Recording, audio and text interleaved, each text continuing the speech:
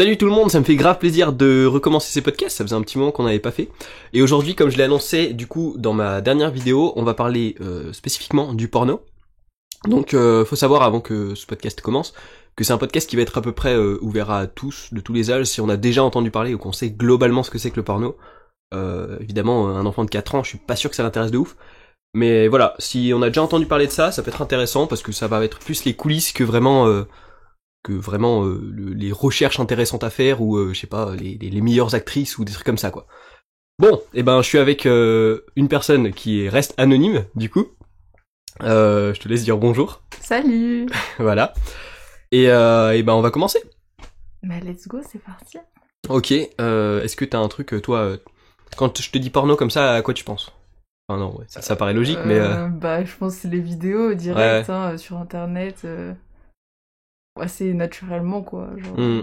Ouais, c'est vrai qu'en fait, on se rend compte que ça a évolué parce que à l'époque où il y avait pas internet, c'était plus vraiment des revues, des magazines et tout ça quoi.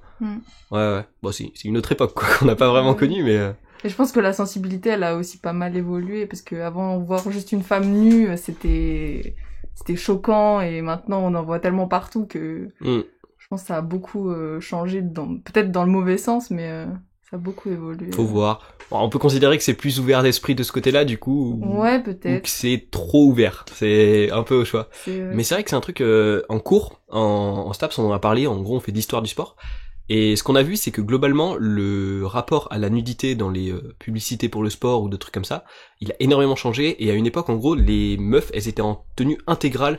Même quand t'allais, je sais pas, en montagne ou quoi, tu devais avoir des trucs mais énormes. Genre, en gros, je me rappelle plus exactement, mais elle disait que quand ils faisaient de l'alpinisme ou quoi, les meufs elles faisaient les premiers mètres devant tout le monde, tu vois, fringuées comme c'était bien d'être fringuées, et puis après elles se changeaient, genre elles se mettaient en short ou en jupe ou autre, et en gros à l'époque, genre vraiment, juste les chevilles dénudées, c'était vraiment ultra sexy. Et il y avait d'autres bails comme ça, et c'est vraiment, c'est hallucinant comment ça a changé, quoi. Je pense que tu TP un mec de il y a 30 ans aujourd'hui, mec il est perdu, quoi. Ouais, je pense. Ok. Bah écoute, du coup on a fait 2-3 recherches sur le porno, un peu sur les impacts et tout ça. C'est vrai que du coup aujourd'hui en fait le porno c'est quand même, dans les feedbacks qu'on peut en avoir, c'est globalement plus négatif que positif l'impact que ça a sur les gens. Bah après c'est sûr qu'en plus vu que c'est très accessible même à des jeunes, ça peut, et vu qu'il y a tellement de choses variées sur les sites, etc., je pense que ça peut vraiment choquer. Et je pense qu'on a tous été choqués d'une vidéo qu'on a trouvée une fois, même si c'est pas toute.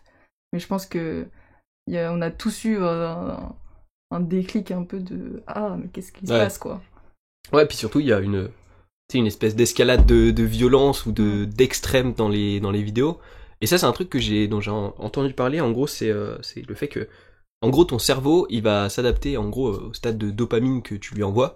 Et plus tu vas l'habituer à avoir des stimulations fortes, plus ça va tu sais, c'est un peu comme les drogues ou tout ça, où t'as un phénomène d'accoutumance, si tu veux. Et en gros, ton seuil de tolérance pour avoir vraiment du plaisir ou apprécier le truc, il va être de plus en plus haut. Et en gros, c'est lié pas mal à des trucs comme la dépression et tout ça. Parce qu'en gros, pour atteindre ton seuil de dopamine, il va te falloir des stimuli énormes. Et du coup, les recherches que tu vas faire, elles vont être de plus en plus extrêmes. Et en gros, en fait, la dopamine, c'est quelque chose qui est sécrété pour le plaisir, mais en fait ce qu'on a tendance à mal comprendre, c'est que c'est pas un truc qui est sécrété quand tu fais une action qui est censée te produire du plaisir, mais quand tu anticipes le fait de faire cette action. Et en gros du coup, comme ton seuil de dopamine il doit être extrêmement élevé pour que ça soit un niveau qui soit satisfaisant de sécrétion, en gros quand tu vas anticiper une action qui te paraît moyenne par rapport à les trucs que t'as l'habitude de regarder, tu vas être là en mode moyen hype pour faire ça, tu vois. Et du coup tu fais plus rien, et c'est un des symptômes de la dépression, c'est quand tu fais plus rien, et du coup ça augmente cette chance de dépression. Et c'est assez triste quoi, de juste avec le porno et le phénomène d'accoutumance. Je pense que c'est aussi lié aux drogues. En vrai, des drogues c'est un peu lié à la dépression aussi. L'alcool aussi, hein, en vrai, tous ces trucs là qui peuvent être assez addictifs et qui augmentent tes seuils de dopamine pour que du coup tu deviens inactif, et la dépression qui suit assez naturellement quoi. Ok, merci de m'apprendre des choses. Ouais, du coup, j'ai un peu regardé ça. Ouais, il y a pas mal d'effets sur le cerveau, hein. Il y a ça, du coup, ça c'est plus l'effet sur l'impact dans le style de vie, si on veut. Mais il y a aussi la réduction de la matière grise, ça c'est un truc dont j'ai entendu assez parler à propos de ça. Donc ouais, je t'avais parlé de la dopamine du coup. Ça augmente aussi le stress, l'anxiété et les dysfonctionnements sociaux, parce qu'en gros, bah du coup, quand t'interagis avec des gens, des fois tu te dis, je vais passer un bon moment ou autre, et la perspective du bon moment, elle est diminuée parce que la dopamine que tu vas recevoir, elle est plus basse. Ça diminue aussi la taille du cortex préfrontal, qui lui est responsable de l'ambition, la motivation et la planification à long terme. Donc bah, globalement classique, mais globalement quand on va sur un site porno, c'est pour de la gratification instantanée. Ça t'habitue à fonctionner comme ça, quoi. Ok. Et puis ça diminue la capacité d'imagination aussi. Bon, ça c'est plus ou moins grave selon si tu veux être, je sais pas, un artiste ou un truc comme ça, quoi. Mais ça reste quand même un truc à noter. Ouais, le cerveau vraiment il devient habitué à rechercher des stimulations très fortes. Et puis sinon, bah du coup t'as besoin vraiment de chercher des vidéos de plus en plus hardcore. Ça c'est un truc qu'on retrouve pas mal en vrai dans les témoignages où les gens ils disent bah, les trucs que je regardais au tout début, ça me satisfaisait plus du tout, quoi. Et enfin j'ai l'impression qu'en tout cas c'est le cas, quoi. Ok. Bah, je sais pas, moi, je le perçois pas vraiment comme ça. Après, ma consommation a pas mal diminué, donc... Mais je pense... Je sais pas. Ça dépend ce que tu recherches au départ aussi, genre... Ouais. Je sais que moi, déjà, la perspective de violence, que ce soit dans la vie de tous les jours ou dans l'intimité, je la supporte pas. Donc je pense que j'ai évité le passage de... Je regarde des trucs un peu vite fait, violents, mais très vite fait, quoi, à quelque chose de vraiment hardcore. Donc j'ai pas l'impression... C'est sûr que mes envies ont évolué, mais je dirais pas que ça s'est empiré, mais peut-être que pour certains... Enfin, ça m'étonne pas que ça Ouais. se soit empiré pour certains. Mais je pense que y a peut-être des chances qu'on soit pas tous dans ce cas-là, ou selon ce que tu consommes dans le porno, tout simplement. Ouais, non, en vrai, je suis d'accord, parce que je me sens pas vraiment concerné par ça non plus. Mais après, je me dis quelque part, c'est peut-être un peu naturel dans le sens où, bah, quand tu découvres un truc, tu vas découvrir, tu sais, les bases du truc. Et après, quand tu commences à être habitué aux bases, bah, tu vas aller chercher un peu plus en profondeur ou plus certains aspects, tu vois. Et peut-être ça peut être, je sais pas, lié à de la curiosité ou autre. Et du coup, ça pourrait expliquer ça. Mais c'est vrai que du coup, il y a aussi cet aspect dopamine dans le cerveau qui peut avoir son importance là-dedans. Ouais, Enfin, ok. je pense. Ouais, je pense que... Mais c'est vrai que ça dépend, enfin c'est comme tout, quoi, ça dépend des personnes, et je pense que ça dépend aussi qu'on n'a pas tous la même vision. Après, je pense que le fait d'être une fille ou un gars, selon ce que tu regardes, c'est aussi différent. Ouais. Donc, très... Ouais, j'ai pas les mots de recherche les plus recherchés selon les sexes, mais c'est vrai que c'est différent selon si t'es un gars ou une fille. De toute façon, en général, j'ai l'impression que globalement, l'industrie du porno, elle reste quand même majoritairement adressée à un public masculin. Je sais pas s'il y a des sites spécialisés, genre pour les recherches féminines, mais je sais pas si ça existe. Bah, il Ça. y a des femmes qui se sont penchées sur la question en disant que c'était quand même produit par des hommes, pour des hommes en majorité, puisque malgré tout, la masturbation féminine, etc., ça reste quelque chose qui est super tabou pour la plupart des gens, en fait. Mais qu'est-ce que je voulais dire? Je ne sais plus. Si oui, des femmes ont commencé à produire et à... Mais le problème, c'est que c'est un peu à double tranchant, parce que du coup, il y a du porno pour femmes, qui est, entre guillemets, fait pour ce qui est plus doux, comment on peut dire, plus tendre, plus tout ça. Et du coup, on a tendance à tomber dans le cliché que toutes les femmes veulent forcément de la tendresse, alors que c'est pas le cas. Certaines oui, mais comme certains hommes préfèrent la tendresse et d'autres les plus hard. Ouais, c'est vraiment le cliché le rose c'est pour les filles et le bleu c'est pour les garçons, quoi. C'est ça. Et du coup, c'est vrai que c'est un peu à double tranchant, parce que oui, c'est cool, c'est fait pour... Et ce qui est aussi un problème dans le porno, c'est que tout le plaisir féminin est un peu passé à la trappe. Genre, si tu veux trouver des vidéos où tu vois des meufs qui kiffent vraiment leur moment, c'est un peu compliqué.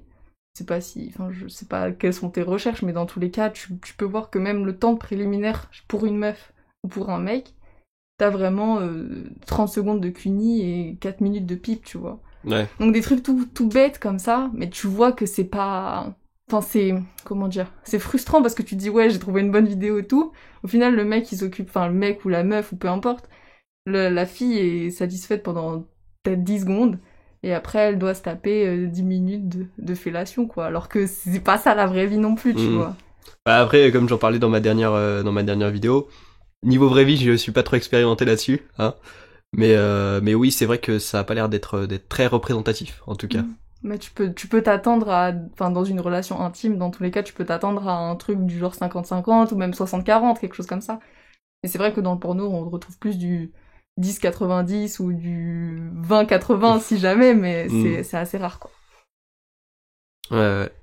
Je reviens vite fait sur un truc dont je parlais avec la dopamine. Je sais pas si t'as déjà entendu parler de certaines expériences sur des rats avec la dopamine. En gros, c'est des trucs assez connus dans le domaine de la psychologie, mais qui montrent bien les effets de la dopamine. Et encore plus, c'est encore plus parlant quand on parle de porno, parce que comme on parlait de cette adaptation, du coup, en gros, si tu mets à un rat un levier sur lequel quand il appuie, il a une décharge de dopamine. Enfin, en gros, on stimule sa zone dans son cerveau qui décharge la dopamine. Bah en gros, il va spammer la poignée jusqu'à ce qu'il crève. Genre il arrête de se nourrir, il arrête de boire, il arrête de manger. C'est assez flippant quand même. Et on se rend compte que vraiment le porno, bah c'est ça. T'as vraiment une dose de gratification instantanée qui est disponible à portée de main. Et bon, je pense que pour les hommes, vu qu'après ton éjaculation tu retombes, enfin l'érection elle est dure à maintenir, tu peux pas spammer, tu vois. Mais c'est vrai que si tu vraiment tu pourrais passer tes journées à regarder ça si ça te satisfait simplement de regarder et de changer de vidéo ou de regarder en permanence les mêmes vidéos. Mais c'est vrai que la gratification instantanée à disposition, ça peut être dangereux quand on oublie les besoins primaires qu'on a à côté, quoi. Moi je vois, mais après ouais c'est sûr qu'il y a quand même un aspect, enfin dans l'aspect détente après, dans l'aspect, enfin il y a quand même des sensations que tu trouves pas ailleurs que dans le plaisir ou dans l'orgasme ou tout ça, tu vois. Mais après, c'est sûr que tu peux vite tomber dans l'excès et être lassé de toutes les autres choses que tu peux ressentir ailleurs. Bah après, c'est quelque chose, tu sais, qu'on retrouve aussi dans les réseaux sociaux et tout, hein. C'est vraiment fait pour être addictif, pour être simple d'accès et puis te faire de la dopamine en permanence parce qu'il y a de la nouveauté tout le temps. Mais ça vaut aussi pour YouTube et pour plein d'autres trucs en soi. Et il y avait eu d'autres versions, il y avait eu d'autres variantes. En gros, ils mettaient un sol électrifié et quand le rat, il devait aller chercher, quand c'était de la nourriture, la récompense derrière le sol électrifié, il y allait pas. Mais quand c'était le petit levier avec la dopamine, il fonçait. Tu vois, c'est flippant quoi. Et du coup, la stat, c'est qu'en gros, la dopamine, elle est du porno, elle est deux fois plus puissante que ce que tu reçois quand tu manges, peut-être même plus à mon avis. Et ouais, c'est quand même mal équilibré quoi. Je pense qu'on a plus besoin de manger que de mater du porno, mais après c'est un avis personnel, hein. Mais ouais, du coup, ouais, vu que la dopamine elle est responsable de l'action, tu vois bien que quand le rat il a moyen d'avoir son action qui lui en donne, il fonce quoi. C'est flippant je trouve. Ok.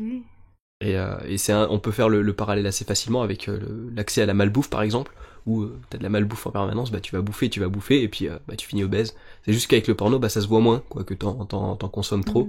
Enfin, à part dans ta vie sociale et tout, mais physiquement t'as peut-être pas le même impact qu'avec la malbouffe par exemple. Sinon, le truc assez classique, c'est la pression que ça peut mettre sur certains et les complexes que ça peut engendrer. Des corps parfaits en permanence, je sais pas, des performances ultra longues. Et c'est vrai que ça a pas l'air encore une fois très représentatif de ce qu'on peut retrouver ou de ce à quoi on peut s'attendre. Bah déjà je pense que quelque chose, enfin les corps c'est une évidence que dans ta vie tu croises déjà pas beaucoup de corps comme tu les vois dans le porno, donc dans tes relations sexuelles encore moins. Après j'ai pas la science infuse là-dessus non plus, hein, faut pas non plus croire, mais ce que je veux dire c'est que c'est sûr que tu te retrouves à te regarder de toi et à te dire attends, qu'est-ce qui est raté, qu'est-ce qui me manque, pourquoi j'ai... Enfin, après moi je suis plus sensible à ce qui est au corps de la femme, de voir des femmes avec des formes que tu peux pas avoir dans la vraie vie, des trucs comme ça, et puis même tout ce qui est épilation aussi, ça c'est un truc qui est super impactant sur tous les âges en fait, où tu te dis mais est-ce que ça veut dire que je dois être parfaitement épilée quand je couche avec quelqu'un, est-ce que, enfin, et toutes ces questions que normalement t'aurais pas à te poser puisque c'est ton corps, c'est toi qui choisis comment t'es à l'aise. Mais c'est vrai que du coup ça formate des deux côtés des sortes d'obligations pendant les rapports qui je trouve est pas justifiées, enfin selon moi. Ouais, en fait, ça te place des standards. Au final, vu que tu vois ça et que ça devient la norme, et bah tu t'attends à avoir ça en permanence, quoi. Alors que pas du tout, quoi. C'est ça, et puis en plus tu vois toutes ces filles qui sont lisses de partout, mais quand t'es déjà allé chez l'esthéticienne, tu te dis mais attends, mais moi je pleure à chaque fois que je sors de cet endroit, donc quand même c'est chaud, quoi. Mais c'est sûr que c'est super. Puis je pense que plus t'es jeune et plus t'as du mal à prendre du recul par rapport à ça, et c'est ça qui est aussi dangereux.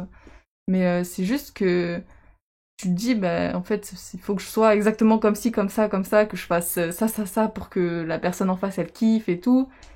Et au final, je trouve que t'en perds vachement l'écoute de la personne en face, parce que c'est ça qui est beau enfin, ce que je trouve beau dans l'intimité, quoi. C'est que c'est pas, tu prends un guide et ça va te dire comment faire. Oui, il y a des techniques, il y a des choses qui font plus de bien que d'autres.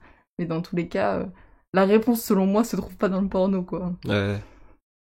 Mais en plus, je sais pas si c'est marrant, mais c'est quelque chose qu'on peut retrouver également dans, tu sais, dans les réseaux sociaux en général. Cette tendance à vraiment montrer les corps parfaits ou des trucs comme ça.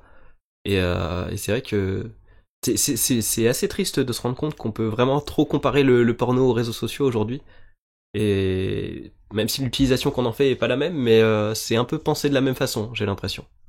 Je sais pas ce que t'en penses.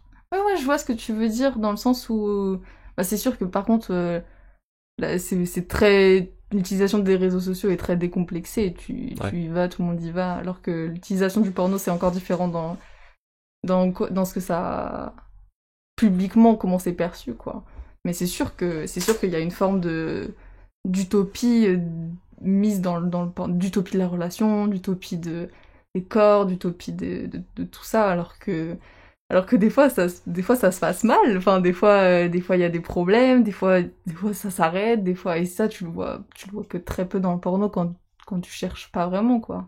Ouais, bah c'est de toute façon en général j'ai regardé 2-3 témoignages de personnes et c'est vrai que c'est assez faux en fait ce qu'on voit. Enfin c'est très mis en scène, on va dire. J'ai 2-3 exemples là. En gros les femmes pour simuler beaucoup de mouille, elles se douchent, elles font une douche vaginale avant pour que ce soit beaucoup plus humide. Les faciales, c'est beaucoup ce qu'on voit à l'écran, c'est une espèce de crème un peu chelou qui ressemble vraiment au sperme et qui du coup est très caméra friendly si tu veux. Il y a énormément de Viagra, il y a des piqûres dans la bite pour tenir plus longtemps. Il y a même des bruitages des fois qui sont faits en post-prod. Je savais pas du tout. J'ai vu des images de mecs qui faisaient, enfin de personnes qui faisaient des bruitages en post-prod et c'est assez bizarre, tu vois, de se dire ça. Mais c'est un peu comme le cinéma finalement où où ça fonctionne comme ça. Et puis ce que globalement les femmes elles disaient, c'est que vraiment c'était full simulation, quoi. Il y a très peu de femmes qui prennent vraiment du plaisir dans le métier, hein. Donc mais ça c'est valable, enfin c'est valable aussi dans la vraie vie. Enfin les femmes sont formatées à simuler dans tous les cas. Je pense que ça vient du porno ou ça vient c'est plus je sais pas. Je pense que ça vient au-delà de ça. Je pense que ça vient vraiment du fait que la femme a pendant longtemps été l'objet sexuel de l'homme dans la formation hétéronormée et tout ça, hein. Je dis pas que faut avoir des très bonnes relations avec n'importe quelle personne, mais c'est juste que je pense que au-delà de ça, ça vient de plus loin dans le fait que la femme est pas censée prendre du plaisir, elle est juste censée faire des enfants et être un trou, quoi. Finalement, c'est un peu hard, mais c'est comme ça, quoi. Et je pense que du coup, ça joue aussi que beaucoup de femmes découvrent leur plaisir super tard dans leur sexualité, en fait. En se disant, bah, moi j'ai plein de copines à moi qui disaient, bah, ça se passait pas très bien, mais je pensais que c'était normal.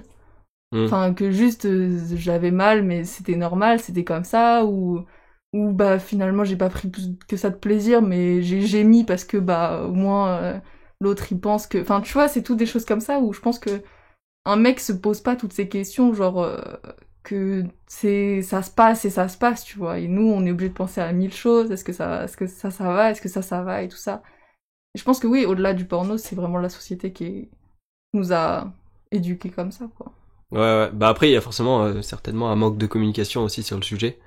Et c'est vrai que il y a pas mal de... J'avais vu à l'époque des conférences où en gros ils disaient on commence tout juste à découvrir vraiment le monde de la sexualité chez la femme. Et il y a vraiment... Enfin en gros c'est vraiment plein d'inconnus quoi. Parce que bah, jusqu'ici c'était... Ouais, vu que la société était quand même très patriarcale et que ça tend à être un peu plus équilibré aujourd'hui, même si il y a encore quelques inégalités à certains points. C'est pas ce qui était le plus étudié, le plus intéressant ou le plus prioritaire quoi à l'époque. Mm. Mais je pense que après, moi, c'est sûr que je suis plus sensible aux clichés et aux trucs véhiculés pour la femme, tu vois. Mais c'est sûr qu'il y a aussi des clichés chez les mecs, notamment dus à la performance, à la taille aussi, genre...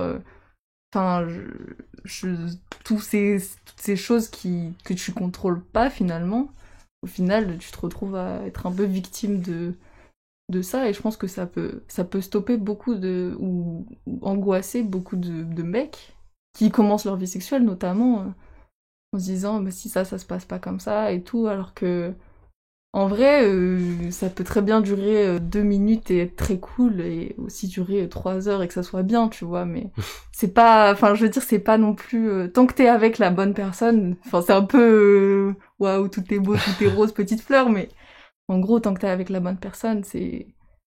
T'as pas à ressentir ce genre de pression, mais je pense que quand tu commences ta vie sexuelle, c'est impossible de relativiser sur ça, tu vois, il faut avoir des ratés, des trucs pour te dire, bon, ok, peut-être finalement ça va, je vais me décomplexer, tu vois. Ouais. Ouais, en gros, bah, de toute façon, en vrai, dans toute chose, t'as toujours, enfin, à moins que tu sois vraiment expérimenté dans plein de domaines, mais t'as souvent l'angoisse de la première fois. Mais ouais, c'est quelque chose qui est, je pense, à peu près commun à toutes les activités. Ouais. Et, mais il y a des techniques, en vrai, pour un peu pallier à ça. Je sais qu'il y a pas mal de gens dans le parcours, par exemple, qui disent, moi, à force de faire des sauts ou des trucs qui me faisaient peur, bah, maintenant, je relativise surtout, je sais que c'est juste une peur de se lancer, et puis qu'une fois que c'est bon, ça va, tu vois. Mais c'est sûr que forcément, avec l'expérience, tu t'appréhendes moins le truc, quoi. Ça paraît assez évident, ouais. Puis après, il y a aussi le fait que t'es pas tout seul dans le truc, quoi. Ouais. C'est pas comme tu te dis, bon, allez, je me lance, et au pire, si je rate, c'est pas grave. T'as Mm. quand même la pression bah, quand tu tiens à la personne en face, d'autant plus, tu vois, tu te dis, bah, t'as quand même envie que ça soit bien pour l'autre, tout ça, et du coup, je pense qu'il y a aussi la double pression en disant, moi, j'ai envie que ça soit cool pour moi, mais j'ai aussi envie que ça soit cool pour l'autre. Et du coup, je pense que c'est ça aussi qui est compliqué, mais après, est-ce que le porno change notre manière de voir la relation? Ça, c'est sûr que oui. Et après, je pense qu'on est amenés tous à s'en détacher au fur et à mesure, quoi. Parce que je me souviens que ma consommation était faramineuse à certains moments de ma vie, et au final, maintenant, ça m'intéresse quasiment plus, quoi. Donc, je pense que ça dépend beaucoup de comment, enfin, ton mood du moment, quoi. Mm. Ouais. D'ailleurs, c'est à quel âge à peu près que t'as vu ton premier porno? Je dirais en quatrième. Quel âge on a en quatrième? 13 ans? 13-14 ans. Ouais, 13-14 ans. Ouais, je dirais ça. Ok. Et c'est dans quel contexte? Parce que je sais qu'il y a des gens, genre, bah, je suis tombé sur une anecdote de Mastu qui récemment parlait en gros que il y avait une personne plus âgée qui l'avait amené voir ça.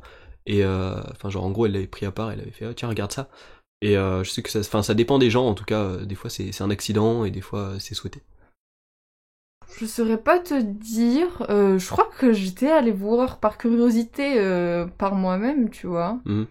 Mais je pense que, enfin, de toute façon, c'est l'âge où tu commences à avoir plus accès à ce que ce soit un PC, à ce Ouais. que ce soit une tablette, un téléphone ou quoi. Et je pense que ça aussi, ça pique ta curiosité, tu vois. Tu sais que ça, enfin, je pense que je savais que ça existait avant, puisque bah forcément, je pense que, et là encore, je pense que les mecs étaient bien plus tôt informés que les meufs sur la sexualité, mais je pense que ouais, c'était par curiosité, par envie de voir ce que c'était en fait. Et j'en garde pas un traumatisme du tout, enfin voilà quoi, Ouais. c'était, une expérience parmi tant Ouais. d'autres. Bah, de toute façon, en vrai, quand tu y vas par curiosité, à moins que tu tombes sur un truc vraiment insane, méga hardcore, tu sais à peu près à quoi enfin, tu vois, c'est de la curiosité, donc Ouais. c'est juste assouvir ta curiosité, donc ça m'étonnerait que ce soit trop Mhm. choquant, tu vois. Mais après, tu vois, je pense que même, je me souviens même plus si j'étais allée voir une vidéo ou quoi, ou s'il y avait juste scroll la recherche, tu vois.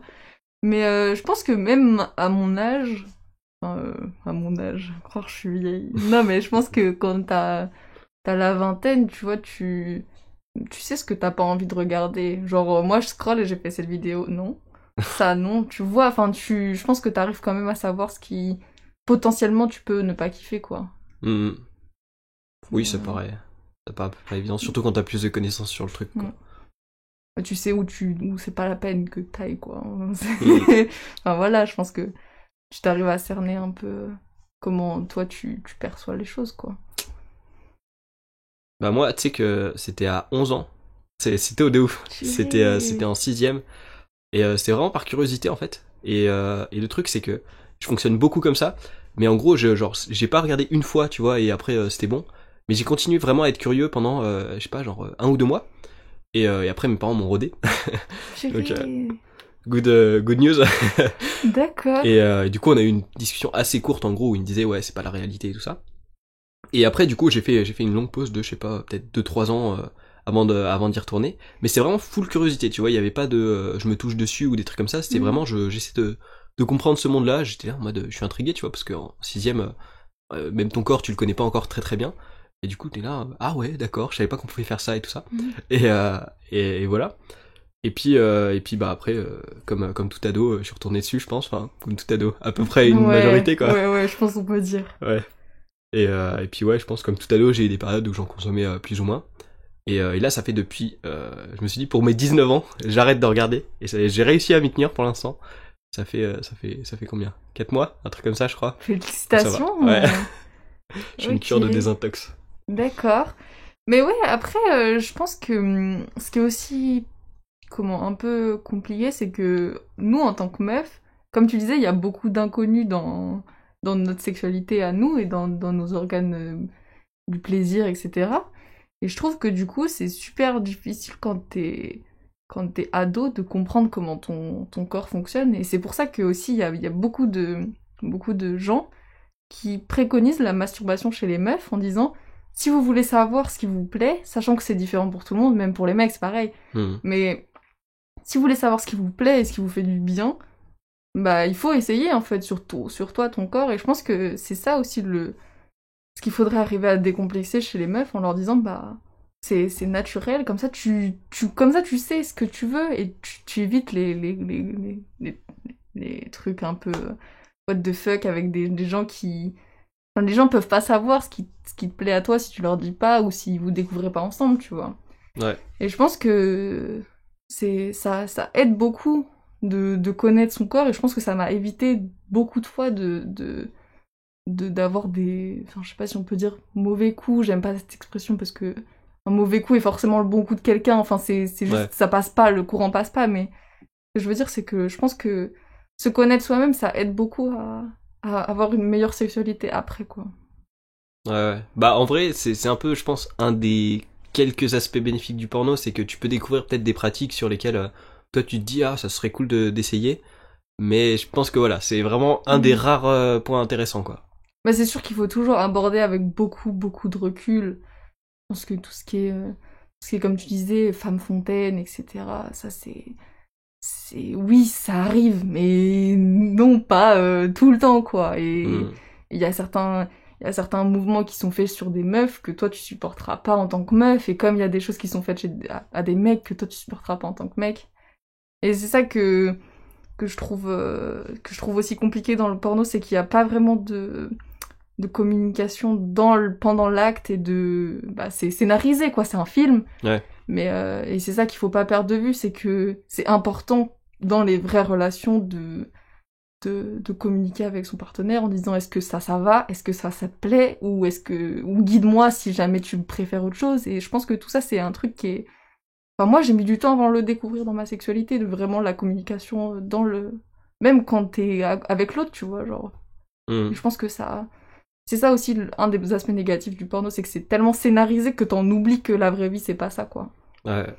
Et puis comme un film, t'as aussi des cuts. Je sais que ils en parlaient surtout pour le porno gay, mais je pense que ça touche à peu près tous les pornos où tu changes de plan, du coup tu changes de position et tout ça. Donc on fait une pause, hop, les caméramans ils se mettent en place, les perchistes pareil. Et du coup bah, enfin voilà, c'est pas du tout naturel, quoi. Tu vas pas faire une pause pour attends, faut que je fasse cuire des pâtes ou je sais pas quoi, tu vois. Non, c'est pas très, enfin, ça paraît pas trop naturel, quoi. Ouais, et puis même toute la notion d'effort, de chaleur, enfin, je sais que moi, mes plus gros fous rires, sexuellement parlant, ça a été vraiment des attends, j'ai trop chaud, faut que je boive, ou des trucs comme ça, des trucs où tu te dis, et en fait, c'est le côté, je sais pas, le côté humain, en fait. C'est ça, le truc où des fois, où j'ai trop chaud, où tu te bats avec la couette, enfin, il y a plein de choses comme ça que tu vois jamais dans le porno. Enfin, c'est tellement... En même temps, s'il y a une couette, généralement, c'est que c'est pas du porno, ou alors c'est vraiment oui, voilà. un truc très soft, quoi. C'est ça, donc enfin, ou même, enfin, des trucs tout cons, mais il y a vraiment tout l'aspect où attends, j'ai entendu un bruit, ou le lit craque, ou enfin, t'as tout. T'entends une souris, le oui, voilà, c'est ça, tu fais, oh, c'était quoi ça? Attends, tu veux que j'aille voir? Non, mais quand même, on va rester. Tu vois, c'est tout des trucs comme ça, et je trouve que c'est ça, c'est que, je trouve que dans la vie sexuelle, enfin, moi, ce que je catégorise de vie sexuelle normale, c'est tellement éloigné en termes de relation avec un autre humain que maintenant, je trouve que le porno, c'est juste what the fuck. Enfin, qui fait ça? Ou pourquoi? Dans quel but? Enfin, voilà, quoi. Même si j'étais très contente de regarder du porno et je sais où chercher ce qui me plaît maintenant, mais c'est sûr qu'il manque beaucoup l'aspect humain, je trouve. C'est ça qui est dommage, selon moi. Je sais pas si t'avais vu, il y a un film qui s'appelle Don John avec Gordon Levitt et Scarlett Johansson. Il me semble que j'ai vu ce film, ouais. Ça parle pas d'un mec qui... Il est addict de ouf au porno, oui. Et c'est la seule façon pour lui de trouver du plaisir, et même quand il baise, il trouve pas autant de plaisir, et après il va mater du porno. Bon. Et en vrai, j'ai trouvé ça intéressant, parce que du coup, ils abordent le porno de manière assez décomplexée, mais à la fin, en fait, presque, il est encouragé à continuer, tu vois. Alors moi, je suis vraiment le genre de mec qui encourage à rester dans, je sais pas, si un truc te passionne et que ça dérange personne, bah, continue, tu vois. Mais c'était presque en mode, c'est une façon de trouver son plaisir, et tu vois. Je cautionne le fait qu'on peut avoir des centres d'intérêt différents, mais j'avais plus l'impression, tu vois, que ça cautionnait un peu l'industrie du porno et moyen fan, tu vois. Mais ça rejoint du coup cette idée que bah, le contact humain il est complètement perdu, quoi, parce que bah, ton écran il est pas trop humain jusqu'ici, enfin, de ce qui me semble en tout cas. Et sinon il y a Her aussi, enfin H-E-R, avec Joaquin Phoenix, qui parle de relations avec une IA. Je pense que ça va être un truc dont on se rapproche de plus en plus, à mon avis. Et je sais qu'au Japon, je crois, en Asie, tu sais, où ils sont très positifs vis-à-vis de la technologie, eux, il y a déjà limite des mariages avec robots, quoi. Et bon, encore une fois, on perd l'aspect humain. Je sais pas si c'est vraiment comparable au porno, mais c'est vrai que c'est une façon différente aussi, j'ai l'impression. Je pense que tout l'aspect... C'est ça qui est aussi le problème du porno, c'est que tu sollicites une seule partie de ton corps en général quand tu te masturbes, ou deux à la limite, parce que t'as deux mains, mais admettons. Et c'est tout cet aspect d'avoir, enfin, le peau contre peau que tu peux avoir avec quelqu'un, ça suscite beaucoup plus de nerfs, et du coup c'est waouh, quoi. Je sais pas exactement comment décrire à part ça, mais et je pense que du coup tu perds cet aspect, mais que ce soit avec un robot ou c'est pareil, quoi. Et c'est juste cet aspect de peau contre peau, de toucher, de tout ça que tu peux pas avoir, que ce soit dans le porno ou avec un robot. Et je pense que c'est ça aussi qui est perdu, et qu'on voit aussi maintenant, où on peut plus se toucher, plus faire de câlins, plus tout ça. Je pense que tu perds quand même Enfin, faut pas oublier que l'humain a besoin quand même de contact d'autres humains proches, quoi. Et je pense que c'est un peu perdu, et d'autant plus avec un robot, t'as pas l'aspect réciprocité. Enfin, je sais pas comment dire. Je sais pas si l'IA elle est suffisamment smart pour comprendre, mais... Enfin, c'est formaté, quoi. Du coup, tu peux pas vraiment...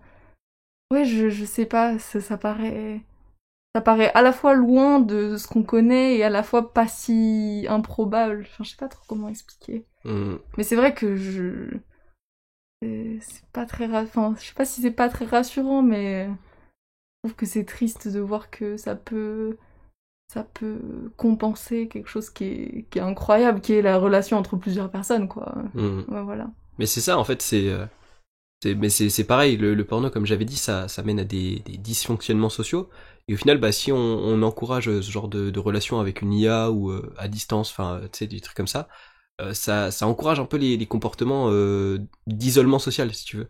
Et ça encourage du coup, bah, le porno, globalement, ça... En fait, le porno, en gros, il te rend moins actif vis-à-vis de ta démarche de partenaire, parce que tu sais que tu peux avoir ta satisfaction sexuelle depuis chez toi. Et du coup, bah, tu vas moins chercher. Et c'est pour ça que, bah, globalement, il y a moins de... Enfin, c'est plus propice aussi aux mises en place de sites de rencontres et tout ça. Donc les deux vont de pair un peu. Mais ouais, c'est sûr que ça encourage vraiment ce comportement d'isolement social et je sais pas si c'est vraiment une bonne chose, tu vois. Mhm. Mais après, je pense que c'est comme tout, si c'est dans l'excès, ça peut jamais être bénéfique. Enfin, c'est le porno parmi tant de choses, quoi. Mais c'est sûr que si tu peux aller vite et faire les choses rapidement et avoir ce que tu veux à la fin, bah c'est sûr que c'est plus simple, quoi. Parce que si tu vas dans une vraie relation, bah des fois t'as des insatisfactions, des fois ça se passe pas comme tu veux, tout ça, donc et tu peux pas, alors que ta vidéo, tu sais que, bah voilà, au bout d'un certain moment, le plaisir va arriver, même si tu sais pas exactement quand, tu peux te laisser, je sais pas, 10, 20 minutes, 5, peu importe, quoi. Alors que dans une relation, ça peut s'arrêter, ça peut dire, l'autre peut dire, bah non, là, finalement, j'ai plus envie, ou tout ça, et je trouve que, du coup, ça peut engendrer beaucoup plus de frustration quand t'en viens à faire des vraies relations plutôt que juste ta vidéo où le seul truc qui peut te frustrer à la limite c'est ta connexion qui est nulle. Ouais, mais... j'allais le dire, ouais, ça peut voilà. aussi s'arrêter avec la connexion des fois. Mais voilà, je pense que...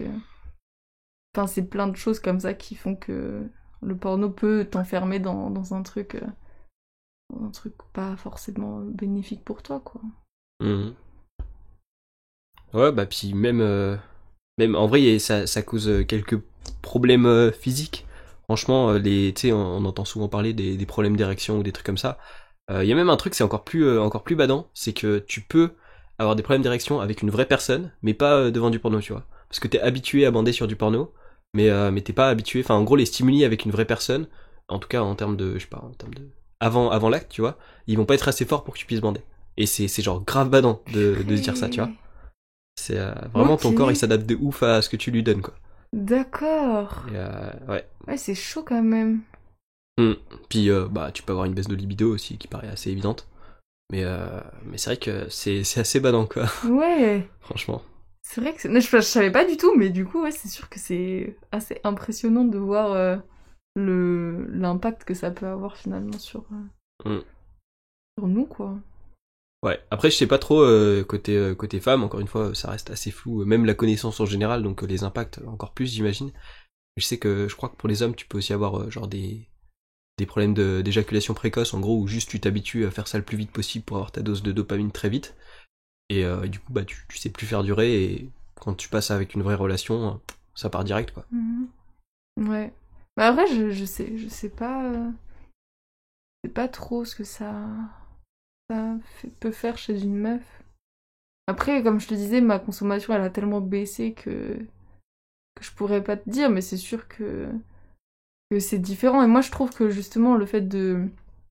Quand tu passes de la masturbation à une vraie relation, le nombre de stimuli est tellement incroyable que des fois, tu sais plus où t'habites, quoi. Genre, enfin, que ce soit la chaleur, la peau, les caresses, tout, ah, que se passe-t-il dans mon cerveau, quoi. Et c'est ça qui est aussi incroyable, c'est que il y a tellement de capteurs sensoriels sur notre peau que le fait qu'on se masturbe juste, tu viens en oublier ça, alors que en vrai, il y a des zones sensibles que tu connais pas et l'autre il va venir dedans et tu vas faire ah, qu'est-ce qui se passe? Donc ouais, après, je pense que ça encourage pas vraiment à explorer en fait. C'est ça qui est un peu triste, c'est que tu sais ce qui te plaît et du coup tu vas direct et tu sais exactement comment ça va se passer, quoi, t'as pas de surprise. Ouais, c'est ça. Mm. Puis sinon, t'as un truc qui est de plus en plus fréquent, j'ai l'impression, c'est une addiction en vrai au porno. Je pense que c'est un truc qui est plus dur à s'avouer qu'une addiction à la clope ou autre, parce que ça paraît moins évident. Je sais pas ce que t'en penses. Je sais pas. Mais c'est pas étonnant pour moi parce que parce que on est tellement nombreux à être addicts au cul en général. Non, je Ouais, pense. même se l'avouer à soi-même en fait. Parce que j'ai l'impression que t'as cet aspect virtuel, tu vois, où je sais pas, c'est moins réel, tu vois, que si t'avais une clope ou de l'alcool ou je sais pas quoi. Mhm. Et parce que quand tu regardes la consommation de certains, des fois, tu te dis, bah, t'es complètement addict, quoi. Alors que je pense que c'est compliqué, tu vois, à se l'avouer à soi-même. Je sais pas ce que t'en Mhm. penses de ce côté-là. Ouais, je pense que t'as raison. Et puis d'un côté, ça a été aussi un peu décomplexé en disant bah oui, mais toi t'es un mec, c'est normal que tu te masturbes tant de fois par jour, tout ça. Je pense que t'as raison. C'est un peu, c'est tellement facile d'accès et t'as tellement, enfin, le fait que ce soit virtuel, mais c'est comme les réseaux sociaux, ça limite, t'as l'impression que ça limite l'impact, mais ça le limite pas vraiment quoi. Hmm. Puis après, en vrai, vu que ça reste un sujet globalement tabou, t'as pas trop de référentiel, tu vois. Genre, je sais que moi, je m'amusais à troll des gens en espagnol. Le souvenir précis, tu vois. Mais je sais pas pourquoi, parce que tu sais, quand t'es ado, t'en arrives toujours à parler de cul à un moment. Et je crois qu'on parlait de genre la fréquence, et j'étais là en mode, ah ouais, moi 3 fois par jour, là, ce midi d'ailleurs, faut que j'y aille aux toilettes, tu vois. J'étais Mhm. vraiment en mode, je les troll, et c'est là, quoi, t'es ouf et tout. Et du coup, en fait, enfin, tu peux dire n'importe quoi, tu vois, tu peux dire ce que ça t'arrange, les gens, ils peuvent pas vérifier. Mhm. Et toi-même, bah, en vrai, tu les notes pas quelque part, tu vois, donc tu sais pas toi-même exactement où t'en es, quoi. Ouais. Donc, je pense que c'est plus dur à quantifier. Ouais, ouais, je pense que t'as raison. Puis oui, c'est tellement simple et c'est tellement aussi sujet de blagues, de petits trucs à tes potes. Et je me souviens que moi, c'était pareil, quoi. Enfin, j'ai vachement joué avec le fait que je connaissais le porno alors que j'étais une meuf et je traînais avec beaucoup Hmm. de mecs. Et ça a brain beaucoup de monde en disant, ouais, attends, what, qu'est-ce qui se passe? Mais ouais, du coup, je pense que c'est sûr que on n'arrive pas trop à définir une espèce de norme dans ça. Et je pense que c'est quasiment impossible de le faire dans le sens où on n'est pas, c'est tellement variable en fonction de comment tu te sens. Enfin, je sais que moi, les périodes où j'ai eu des gros, enfin, je sais pas si ça t'a fait pareil, mais où je me sentais vraiment pas bien, genre à l'extérieur, bah, c'est sûr que ma consommation de porno a grave augmenté parce que bah, t'avais besoin de genre de détente, Ouais, de réconfort presque, en vrai. ouais, Ouais. voilà, c'est ça, d'avoir une dose de bien-être à un moment, tu vois. Et je pense que c'est sûr qu'il y a des moments où c'était devenu une addiction. Donc après, c'est pas étonnant, mais c'est sûr que c'est moins encadré que ce que tu peux, comme une addiction à la clope ou à l'alcool. Ouais. Ouais, puis encore, ouais, tu ressens moins parce que, bah, du coup, ouais, en vrai, le truc, c'est que, vu que c'est plus psychologique, en fait, l'impact sur toi, enfin, psychologique et dans tes actions, si tu veux, tu t'as moins ce truc dans, je sais pas, quand tu fumes beaucoup, tu sais, bah, quand tu vas courir, t'es crevé de ouf, alors que, je sais pas, enfin, t'as pas vraiment de référentiel de voir si, Mm. sur un aspect ou un autre, tu diminues. Mais d'ailleurs, du coup, tu parlais de la dépression, et en fait, je me pose la question vraiment si c'est une cause ou une conséquence, tu vois, l'augmentation de porno. Parce que, comme je t'ai dit, les stimuli, enfin, les stimulations, elles doivent augmenter pour que t'aies plus de plaisir. Donc, soit tu crées vraiment un cercle vicieux quand tu augmentes ta consommation parce que t'es déprimé, soit vraiment, c'est, je sais pas, un truc hormonal qui fait que t'as eu envie de plus aller sur des sites porno et du coup, t'as ton niveau de dopaminergie qui doit augmenter et du coup, tu tombes en dépression. Je sais pas trop, en fait, à quel stade ça se passe. Bah, je pense que ça dépend des gens. Après, pour moi, c'était plus. C'est sûr que c'était plus dans le sens conséquence où j'avais tellement l'impression de plus être sensible à rien que j'avais besoin d'un truc où j'étais sûre que ça allait me faire ressentir quelque chose, tu vois. Parce que, bah, forcément, le plaisir, si tu le crées, bah, ça, tu ressens un truc, tu vois. Et je pense que c'est ça qui m'a fait. J'étais pas bien et du coup, je me suis dit, bah, autant chercher là où je sais que ça peut me faire du bien parce que les autres trucs, qui étaient par exemple voir mes potes ou sortir ou genre être avec ma famille ou quoi, bah, j'étais vide, tu vois. Hmm. Donc je pense que. Mais ça me paraît évident que pour certains, ça peut être l'inverse et le fait de tout le temps ressentir la même chose, bah tu t'habitues et t'as envie de ressentir plus et tout ça. Mais je pense que moi c'était plus en conséquence Ok. de mal-être quoi. Et du coup, les trucs que t'as nommés par rapport à genre tes amis, ta famille et tout ça, c'est un truc qu'on retrouve sur le confinement au final. Parce que les fréquentations de sites porno, elles ont augmenté de ouf. Et vu que t'avais pas ce genre de petits plaisirs de la vie sociaux finalement, bah. Et puis il y a aussi cet aspect que des fois quand tu fais rien, bah voilà, t'as juste envie d'un peu de plaisir et puis let's go. Et c'est vrai que ça a vraiment explosé, quoi. J'ai pas les chiffres, mais je crois que ça avait triplé ou je sais pas quoi, et ils ont fait leur meilleur profit, quoi. Vraiment. Mais surtout que, il me semble, Pornhub avait fait Ouais, 3 mois il y gratuits, avait le premium gratuit, je crois. ou je sais plus, enfin, ouais, c'est... Mais c'est sûr que Internet est là quand il y a personne, dans tous les cas. Donc, après, ça dépend ce que tu cherches. Il y a tout ce qui est Netflix aussi, ça a pété les scores aussi. Enfin, moi, j'ai jamais regardé autant de séries que pendant le confinement. Enfin, voilà, quoi. Mais c'est sûr que t'as besoin de ressentir des trucs et que quand, socialement parlant, c'est pas possible, bah, il y a plein d'outils sur Internet pour te permettre ça, quoi. Ouais, puis même juste, t'as besoin de t'occuper, au final. Juste ça. C'est pour ça que moi, c'est les périodes où j'ai fait le plus de vidéos, je crois. Voilà. Je sais pas si j'ai parlé du Coolidge Effect. Non. En gros, c'est un truc, ça je crois que c'est plus ancien que l'apparition de la pornographie, mais du coup qui est renforcé par ça. C'est qu'en gros, alors il me semble que c'est valable, ça a été étudié sur les mâles, je sais pas ce que ça vaut pour les femelles, mais un rat, en gros, toujours le même exemple avec les rats, si tu lui mets une femelle avec laquelle il peut s'accoupler, bah il va s'accoupler plusieurs fois et au bout d'un moment il va être un peu désintéressé en fait si tu veux, parce que il a besoin de nouvelles stimulations et si tu lui amènes une autre femelle, là il va être content, sa libido elle va remonter d'un coup, en gros vraiment après le mec il peut être prêt enfin le rat peut être prêt à enchaîner direct avec une autre meuf s'il sort d'un rapport avec la précédente parce que ça va le stimuler. Et pareil, ça va faire pareil, il va 2-3 fois et puis au bout d'un moment il en a marre et il doit changer. Et en gros le porno vraiment ça offre cette possibilité de enfin t'as des milliers voire même des millions de meufs dispo sur tes sites et du coup bah tu peux changer en permanence et t'es toujours stimulé, t'es toujours au top enfin, de ton excitation et c'est un effet qui est assez intéressant je trouve. Mais après oui c'est sûr que même même dans la société on était dans un temps très formaté à avoir qu'une seule personne pour toute la vie. Enfin nos grands-parents se sont mariés super jeunes et ils sont restés ensemble. Et je trouve que maintenant, il y a de plus en plus de... Même la notion d'exclusivité, elle est tellement modifiée par ce qui nous entoure, quoi. Notamment avec avec les réseaux sociaux, avec ce que tu disais, les stimulations extérieures, et même maintenant, je compte plus les gens qui me disent ouais, ils sont en couple libre, enfin... Ah ouais, tout ce genre ça commence à être à la mode, j'ai l'impression. et moi, ça me paraît... Enfin, ça me paraît tellement lointain de ce que je vis, donc c'est compliqué pour moi de percevoir le positif dans ça, mais je pense que t'as raison dans le fait où plus t'as possibilité d'avoir plein de personnes autour de toi pour te stimuler, moins on va être sur les formats de relations exclusives comme on les connaissait avant, quoi. Mais en gros, du coup, couple libre, c'est vraiment juste, en gros, ben, c'est une plan cul en fait, non? Je vais pas avoir un avis positif sur ça, Non, mais donc ça va être compliqué, mais pour moi, ouais. c'est en gros,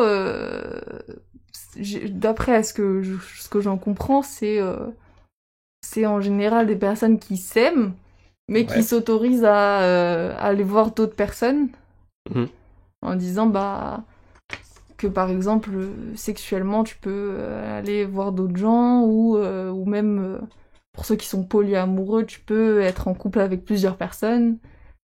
Donc c'est comme ça que... Mais pour moi, c'est super flou. Enfin, je vois... Enfin, déjà, être amoureuse d'une seule personne, ça me prend toute mon énergie, donc je peux pas à plusieurs, c'est impossible.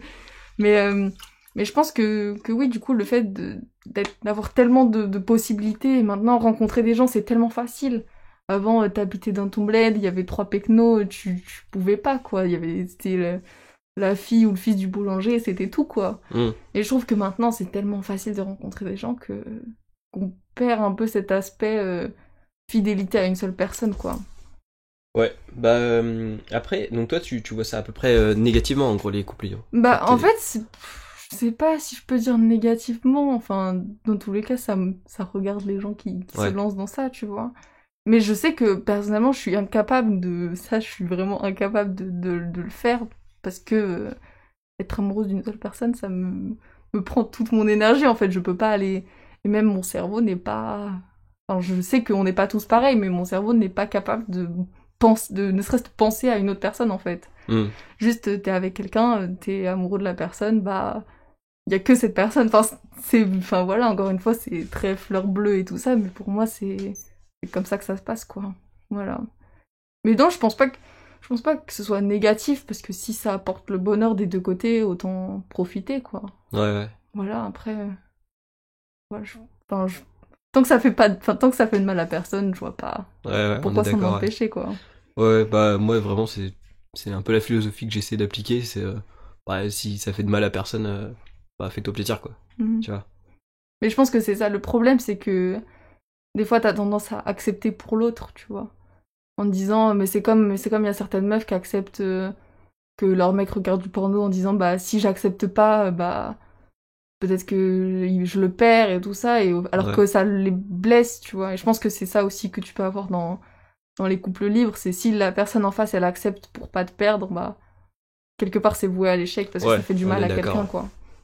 Mais si c'est pleinement discuté, je vois pas le problème, quoi. C'est juste, ça me correspond pas, mais sinon, voilà. Tu sais qu'il y a un truc intéressant par rapport justement au couple libre, c'est que ce que j'avais vu, je crois que c'était Emmanuel Todd, un écrivain qui en parlait, et c'était un essai. En gros, il parlait du fait que les civilisations plus avancées en termes de sexualité, elles avaient tendance, elles, à être bien plus genre libérales là-dessus, où en gros, on retrouvait pas mal. Alors je sais pas si c'était ça l'exemple, mais d'hommes avec plusieurs femmes ou de femmes avec plusieurs hommes. Et c'est vraiment un truc qui se retrouvait pas mal, et les gens pensent qu'on tend vers ça, parce que c'est vraiment... on en est à un stade un peu en retard par rapport à eux sur la sexualité. Je crois que c'est pas mal sur les peuples africains et tout ça, qui sont encore... bah, d'un point de vue technologique, peut-être qu'ils peuvent paraître plus primitifs, tu vois, mais d'un point de vue sexualité, en tout cas, apparemment, ils sont beaucoup plus développés. Et apparemment, on va tendre vers ça, et effectivement, quand on observe un peu ce qui se passe, on tend vers quand même plus d'ouverture. En tout cas, ouais, les plans cul, c'est vraiment devenu courant, quoi. Mais je pense que il y a aussi beaucoup de choses qui sont confondues dans le sens où maintenant, enfin de ce que je vois, il y a beaucoup de gens qui ont peur de la fidélité ou qui se sentent pas d'être fidèles, tu vois. Et je pense que du coup, à cause de ça, il y a tout un tas de prétextes qui sont inventés dans le sens plan cul, sex friend ou même, enfin plein de choses comme ça. Et je pense qu'il y a aussi beaucoup de le fait que tu sois sollicité tout le temps et partout parce que bah des filles ou des mecs beaux ou belles, t'en croises tout le temps, partout, enfin voilà quoi. Et je pense que il y a beaucoup de concepts qui ont été inventés justement parce qu'il y a des gens qui se sentent plus de maintenir cette fidélité. Et c'est ça une partie aussi que je trouve dommage dans cette évolution, c'est que oui, on en vient à fréquenter des gens de façon décomplexée et c'est cool, mais d'un côté, il y a beaucoup de mal qui est fait avec tout ça, quoi. Et je trouve que c'est vraiment ça qui est compliqué avec toute cette sexualité qui est quasiment omniprésente dans la société et à notre âge, quoi. En vrai, je pense que c'était un peu tout le temps le cas, en vrai. Oui, peut-être. La sexualité, je crois qu'elle a vraiment toujours été importante dans la société. Ça reste un besoin primaire, entre guillemets, donc ça se comprend. Mais c'est sûr que du coup, après peut-être que c'est juste mes histoires et mes expériences qui font que bah, j'ai rencontré beaucoup de personnes qui avaient souffert de l'infidélité, tu vois. Mais je trouve que malgré tout, il y a quand même une histoire de ouais, bah il a trompé sa meuf, ou elle a trompé son mec, mais normal, ils étaient en soirée, ils étaient là ou là, Ouais. et tu vois. Et je trouve qu'il y a quand même, il y a malgré tout un vrai problème il reste un problème de respect pour moi qui est pas non plus super bien ancré dans la façon de voir la sexualité en fait. Et que si tu t'apprêtes à tromper quelqu'un, pour moi, c'est déjà qu'il y a un problème dans ta relation et qu'il faut régler quoi avant d'aller faire n'importe quoi parce que les ruptures comme ça brise des gens quoi, genre vraiment. Et je pense que, mais c'est pareil avec plein de choses, hein. C'est pareil avec les réseaux sociaux, combien de mes copines se sont senties blessées, humiliées parce que leur mec allait parler à des meufs qui avaient plus d'abonnés, plus de tout ça, tu vois. Donc je pense qu'il y a quand même le fait qu'il y ait trop d'influence extérieure, ça c'est aussi néfaste pour l'intimité du couple, quoi. Et après, peut-être que le couple libre, c'est la façon de pallier au mieux à ces problèmes-là, quoi. Bah c'est un truc dont je parlais dans une vidéo où en gros j'ai vraiment l'impression que le sexe aujourd'hui c'est de plus en plus de la consommation plus que une vraie relation, quoi. Et ça m'attriste. Bon après moi j'ai pu essayer ni l'un ni l'autre, mais ça m'attriste quand même de constater ça, quoi. Mais je pense que de plus en plus s'impliquer émotionnellement dans quelque chose, ça fait peur. Et Même prendre ses responsabilités en général, j'ai l'impression. Ouais. Et je pense que ça c'est... Peut-être c'est notre génération, je saurais pas dire, mais je trouve qu'on est beaucoup à avoir perdu confiance à un moment donné à cause de telle ou telle expérience, avoir perdu confiance en l'autre. Et c'est vrai que le sexe, ça permet de vivre quelque chose, enfin une interaction avec quelqu'un, sans forcément s'impliquer sentimentalement. Et je pense que c'est ce que beaucoup de jeunes recherchent maintenant, quoi. Mais qu'en vrai, s'impliquer émotionnellement, c'est cool aussi, même si ça fait peur. Mais voilà. D'ailleurs, est-ce que t'es déter de parler un peu des applis de rencontre? Ouais, bien sûr. Que je sais que toi t'en as utilisé. Ouais. Alors, moi, je crois que tu crois que j'en avais utilisé une, mais en fait, non, c'était... je suis un schlag, mais j'avais juste créé un compte pour un pote pour déconner. Enfin, en fait, on avait fait ça à 3. Non, mais il était au courant. On avait fait... bon, c'était... En vrai, il y avait une espèce de curiosité en lui, genre il était là en mode... alors, du coup, j'ai eu les réponses et tout.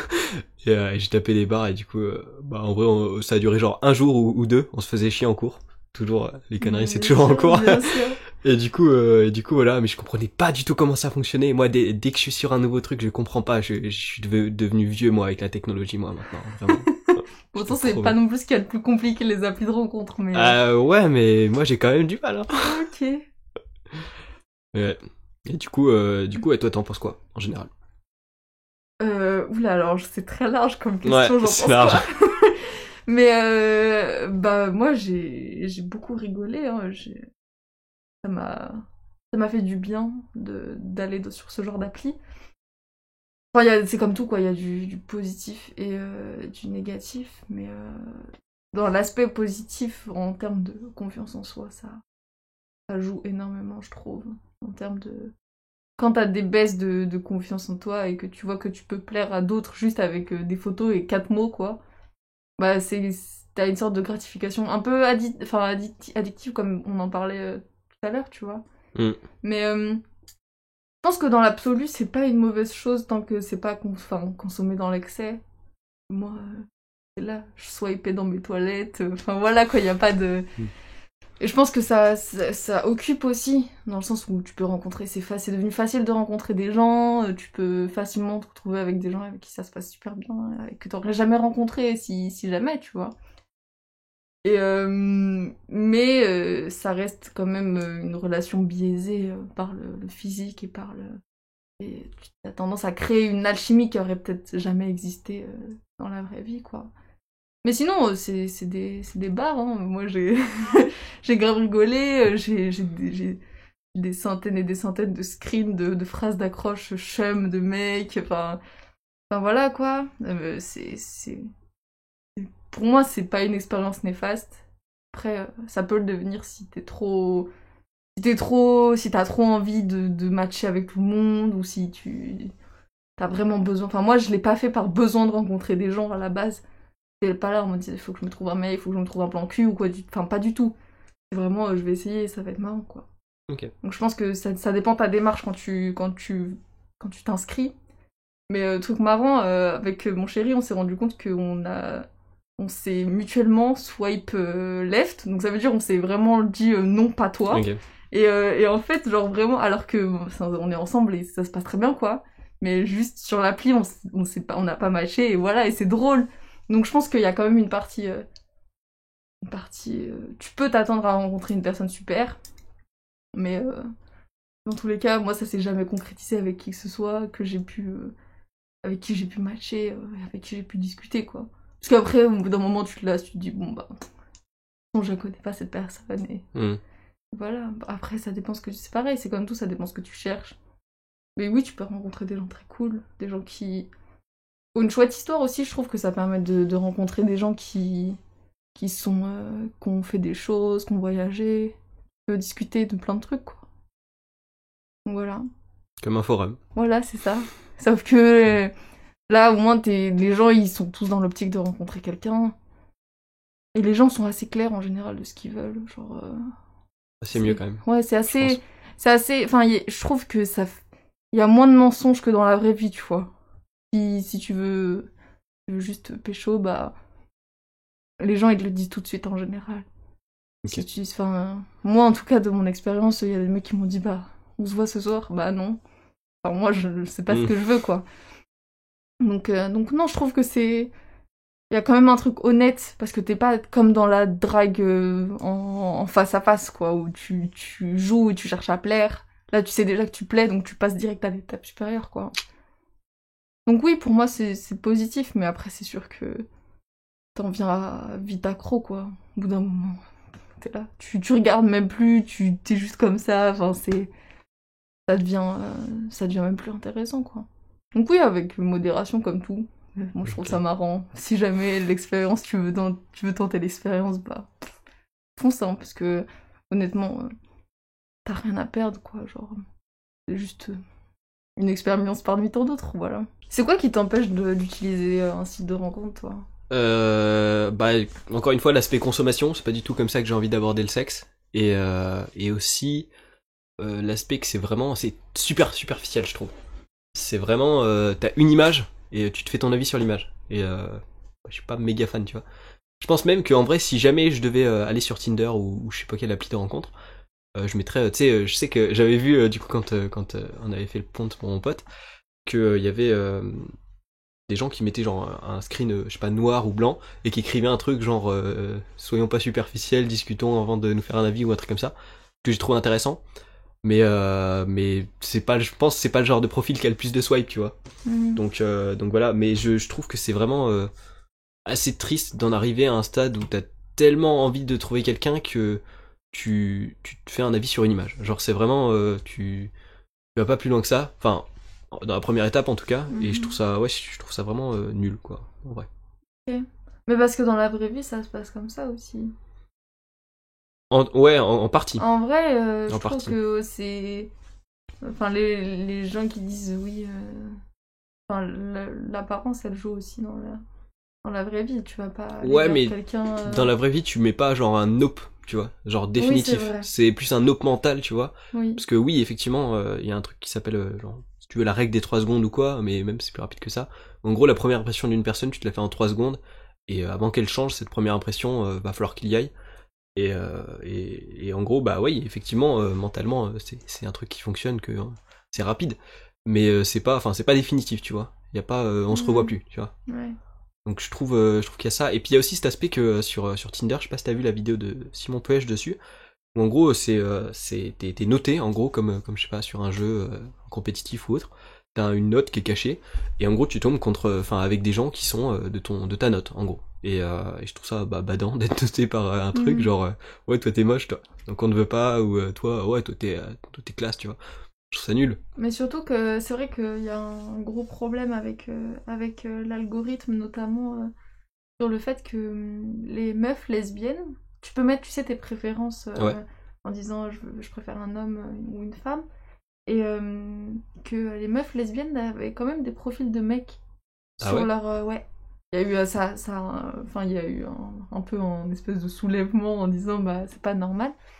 Et en fait, c'est un peu comme si au cas où elle changerait d'avis, elle voudrait devenir hétéro, tu vois. Et c'est qui est aussi super badant, c'est que tu vois qu'il y a tout un algorithme derrière que tu maîtrises pas, et qu'au final t'as l'impression que c'est aléatoire, mais ça l'est pas vraiment. Et du coup, il y a eu beaucoup de frustration par rapport à ça, en disant mais moi ça m'intéresse pas les mecs, je veux pas de mecs dans mon Tinder, quoi. Et c'est assez parlant. Et du coup, Tinder, ils se sont excusés, hein, en disant bah voilà, mais l'intention Ouais. était quand même là, quoi. Bah après, il y a aussi les IA.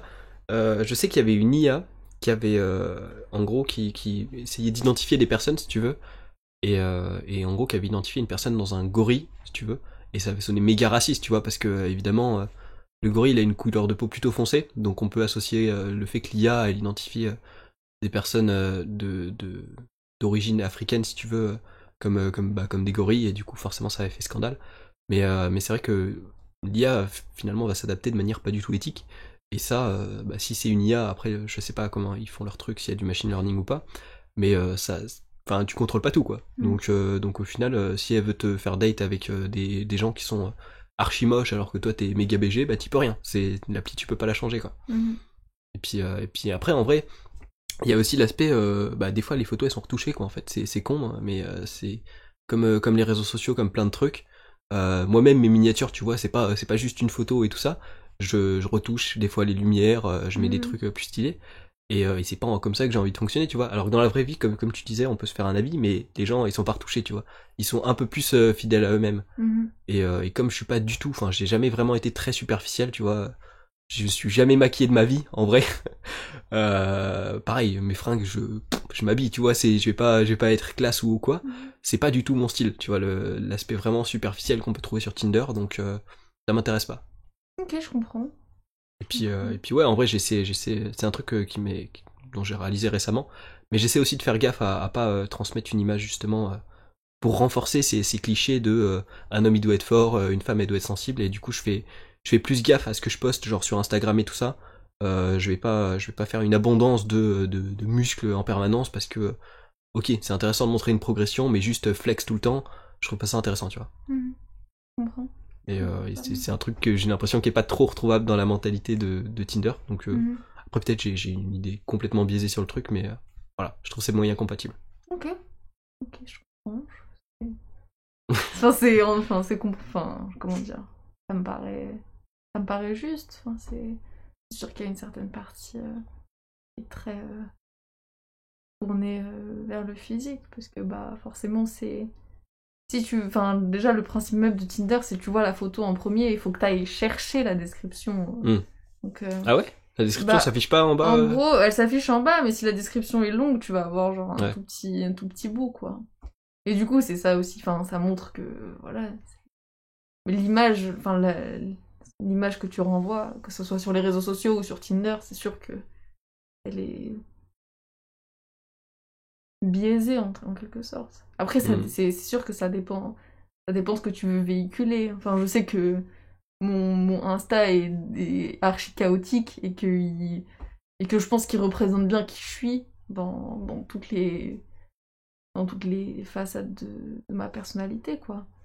Et c'est aussi ce que j'ai choisi de mettre dans mon profil Tinder. Après, ça dépend des gens. C'est sûr que moi j'ai demandé à des mecs de me montrer à quoi ça ressemblait les profils des meufs avec qui ils matchaient. Et c'est sûr que je fais partie des exceptions, tu vois, parce que sinon c'est des meufs super fraîches, maquillées, coiffées et tout. Moi je m'en bats juste les couilles, quoi. Mais oui, c'est assez intéressant de voir comment ça peut être perçu et comment chaque personne construit son profil, quoi. Bah écoute, moi niveau appli de rencontre, j'ai fait le tour. Je t'avoue que j'ai pas de plus d'avis parce que je me suis pas de ouf penché sur la question. Je sais pas si t'as un truc de plus à ajouter là-dessus. Pas spécialement. C'est ce que j'avais à dire par rapport à ça. Ok, du coup, on peut retourner sur le porno, si t'es d'accord. Ça me va. Peut-être un truc qui est intéressant, c'est les méthodes pour pallier une addiction potentielle.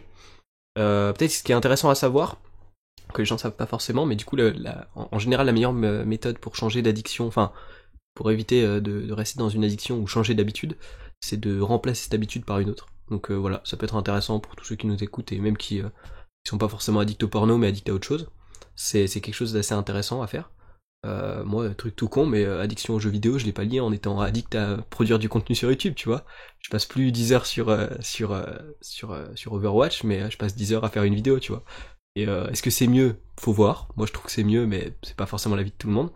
Mais souvent, ça se remplace. Donc, dès que t'as une addiction, ça devient dur de supprimer définitivement une habitude à quelque chose, mais tu peux la remplacer. Et à toi de choisir vraiment, selon tes objectifs, ce que tu veux faire. Et ce qui est super important aussi à comprendre, c'est que globalement, en fait, quand tu fais quoi que ce soit, t'as des circuits neuronaux qui se renforcent. C'est pour ça que, par exemple, quand tu commences à marcher, au début tu galères, mais plus tu vas pratiquer, plus ça va être facile. Pareil pour marcher sur les mains. et quand t'arrêtes de marcher sur les mains, je parle en connaissance de cause, tu perds assez rapidement ton niveau. Et bah c'est pareil en vrai un peu pour tout. En gros, si t'as l'habitude d'aller, un exemple super facile, mais c'est quand t'es sur ton téléphone, tes applis, je suis sûr, automatiquement, ça t'est arrivé de swiper et d'appuyer sur une appli, alors même que ton cerveau était pas en train de penser à ce que tu faisais, parce que tu sais où elle se situe, parce que t'as l'habitude de faire ça. Et bah ça va être pareil pour tout ce qui est phénomène d'addiction et tout ça. Et plus tu vas aller sur du porno, plus tu vas avoir envie d'y aller, et plus ça va se faire automatiquement. Donc c'est important de pas entraîner ce que tu veux pas devenir et ce que tu vas pas faire, quoi. Ok. Oui, je vois le délire. Après, pour moi, ça a jamais été une addiction. Ouais, J'ai jamais vécu de c'est plus pour grosse les... addiction. Donc, mais oui, je comprends le fait que en occupant, entre guillemets, ton cerveau à autre chose, ça puisse t'aider à faire quelque chose de peut-être mieux pour toi. Et c'est sûr que, quitte à passer du temps à faire quelque chose, autant que ça soit bénéfique pour toi ou pour d'autres personnes plutôt Ouais. que... En tout cas, au moins d'un point de vue, quoi. Voilà, c'est ça. Bah après, je pense que ta santé, enfin, ça se ressent aussi dans ton comportement, dans ton, dans ta façon de voir le reste aussi. Donc, quand tu crées plutôt que quand t'es plus passif en train de jouer, je pense que le processus est aussi différent et la façon dont tu vas échanger avec les autres, c'est aussi différent, quoi. Hmm. Ouais, je suis d'accord, en tout cas, de mon expérience personnelle. Je renvoie vaguement sur ma vidéo où je parle globalement de sexualité. C'est la dernière vidéo que j'ai postée sur ma chaîne, où en gros ça explique, enfin j'explique à peu près les origines, si tu veux, des comportements sexuels qu'on a. Ou en gros, pourquoi une meuf, si elle couche avec plein de mecs, c'est mal vu, et pourquoi un mec, c'est bien mieux vu. Et je pense qu'en vrai, le porno, il découle juste directement de ça, en vrai, la vision qu'on en a. Et encore une fois, société patriarcale et le fonctionnement qu'il y a. Et ça doit être certainement lié.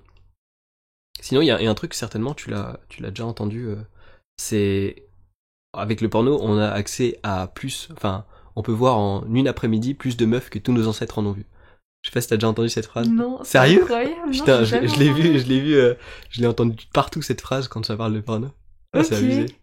Et du coup, on revient sur ce Coolidge, sur cet effet Coolidge. Hein. C'est pour ça que c'est autant satisfaisant d'avoir ça à portée de main, quoi. Parce que nos ancêtres, eux, c'était plus compliqué, quoi. Il Ouais, fallait chasser le mammouth pour séduire la demoiselle. c'est vrai.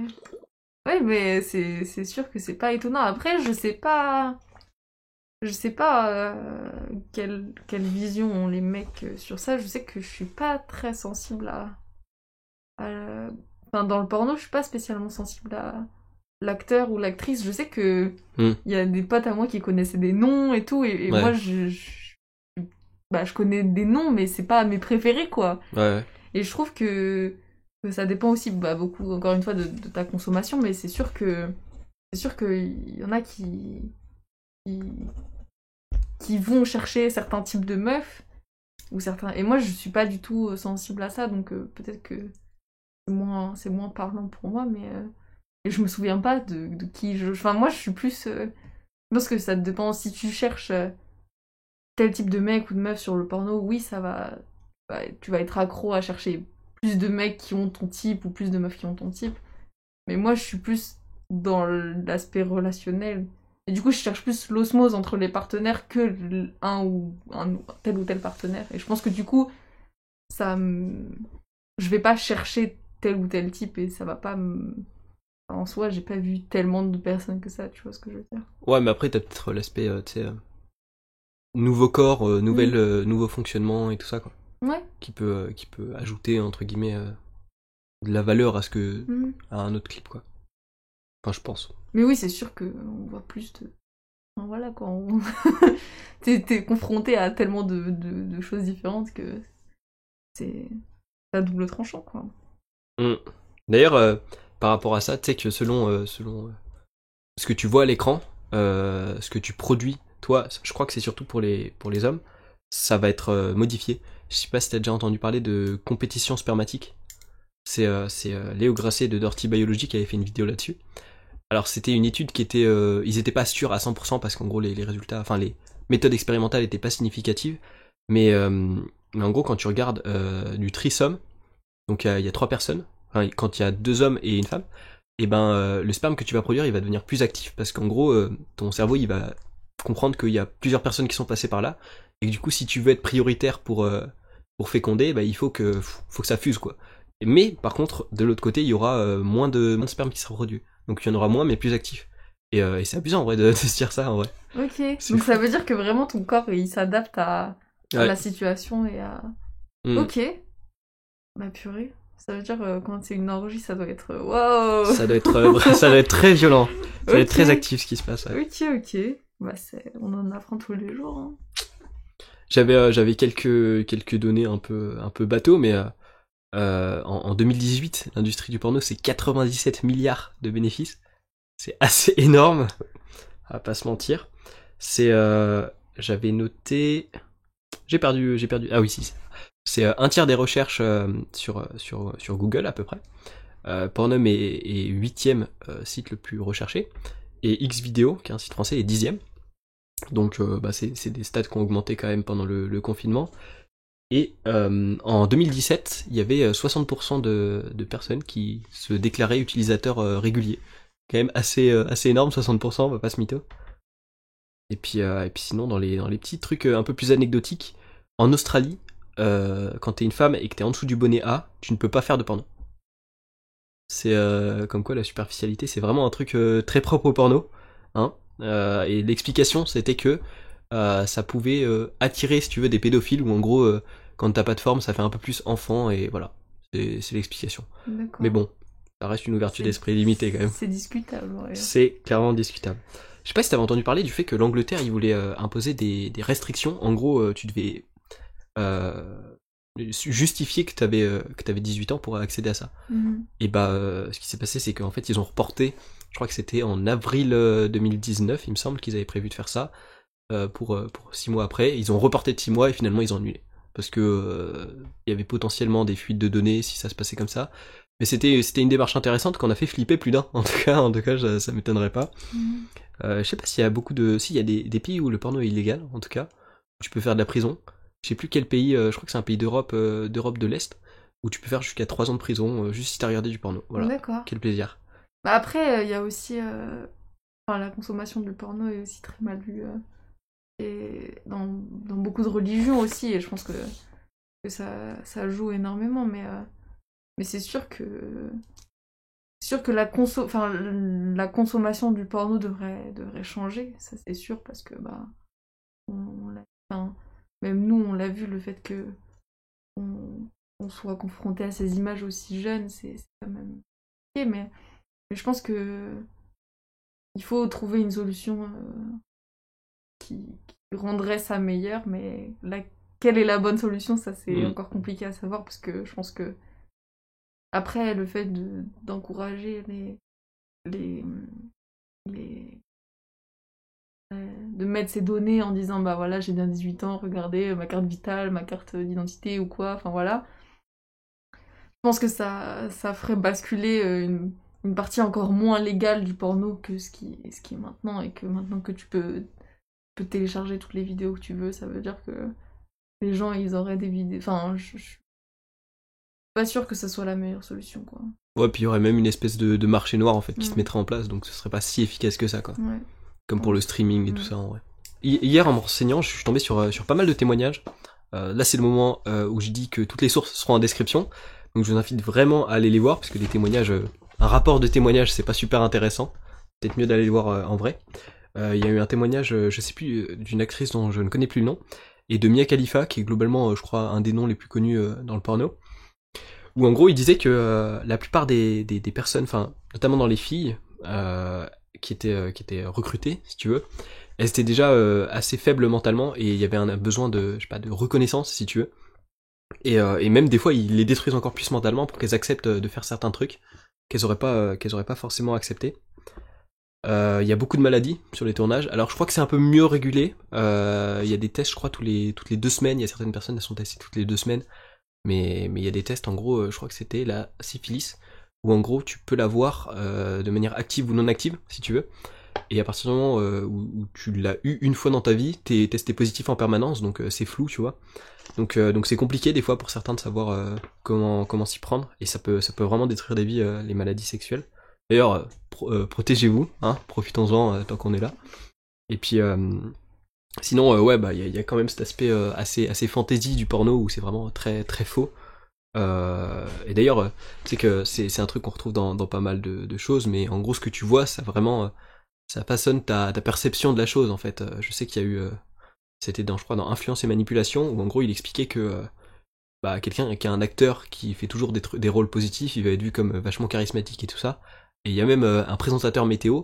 En gros, il y a un mec, il est allé le voir, il l'a chopé comme ça, et il lui a dit, mec, ta tempête là, elle a détruit ma grange, tu vas arrêter ça, tu vas me mettre du soleil maintenant et tout.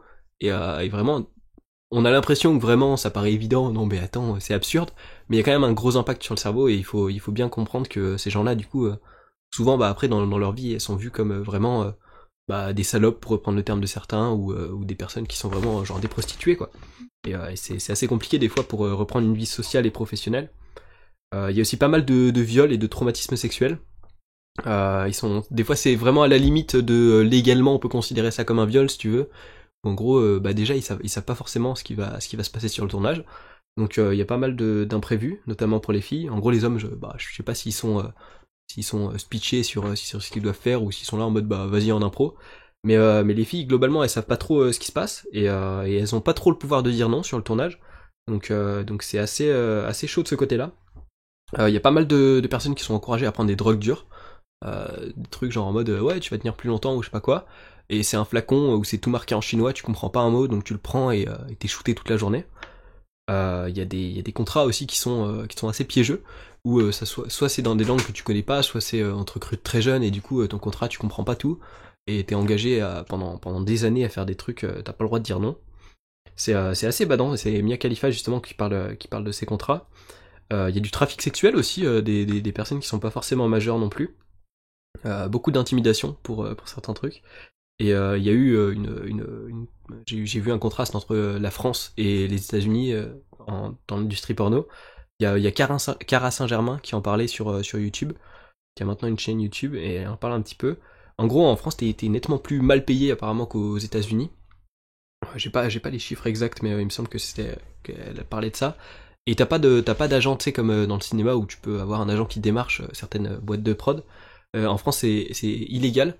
Donc, c'est intéressant à savoir. En gros, si on te ramène sur un tournage porno en échange d'argent, si quelqu'un te recrute, entre guillemets, c'est quelque chose qui est illégal. Je crois que c'est proxénétisme ou je sais plus exactement le mot. Mais voilà. Donc, c'est intéressant à savoir si ça arrive à quelqu'un. N'hésitez pas à porter plainte. Ouais. Encore une fois, très très peu de plaisir, beaucoup de simulation. C'est souvent très très dur de retirer les vidéos, apparemment, il y a plein de vies qui ont été détruites par ça. Puis même, il y a des fois, il y a juste du revenge porn sur les sites porno. Ça, on y revient juste après. Et puis ouais, beaucoup de forcing, beaucoup de disrespect dans la vraie vie. Et puis voilà quoi. Il y a une phrase qui a été nommée que les meufs elles disaient, les acteurs ils disent, les gens de toute façon ils veulent juste voir une meuf se faire souiller et en gros c'est ce qu'ils proposent quoi. Et c'est assez badant, on va pas se mytho. Ok. Ah oui, c'était... Bah, de toute façon, c'est tout des choses que j'avais déjà vues, notamment...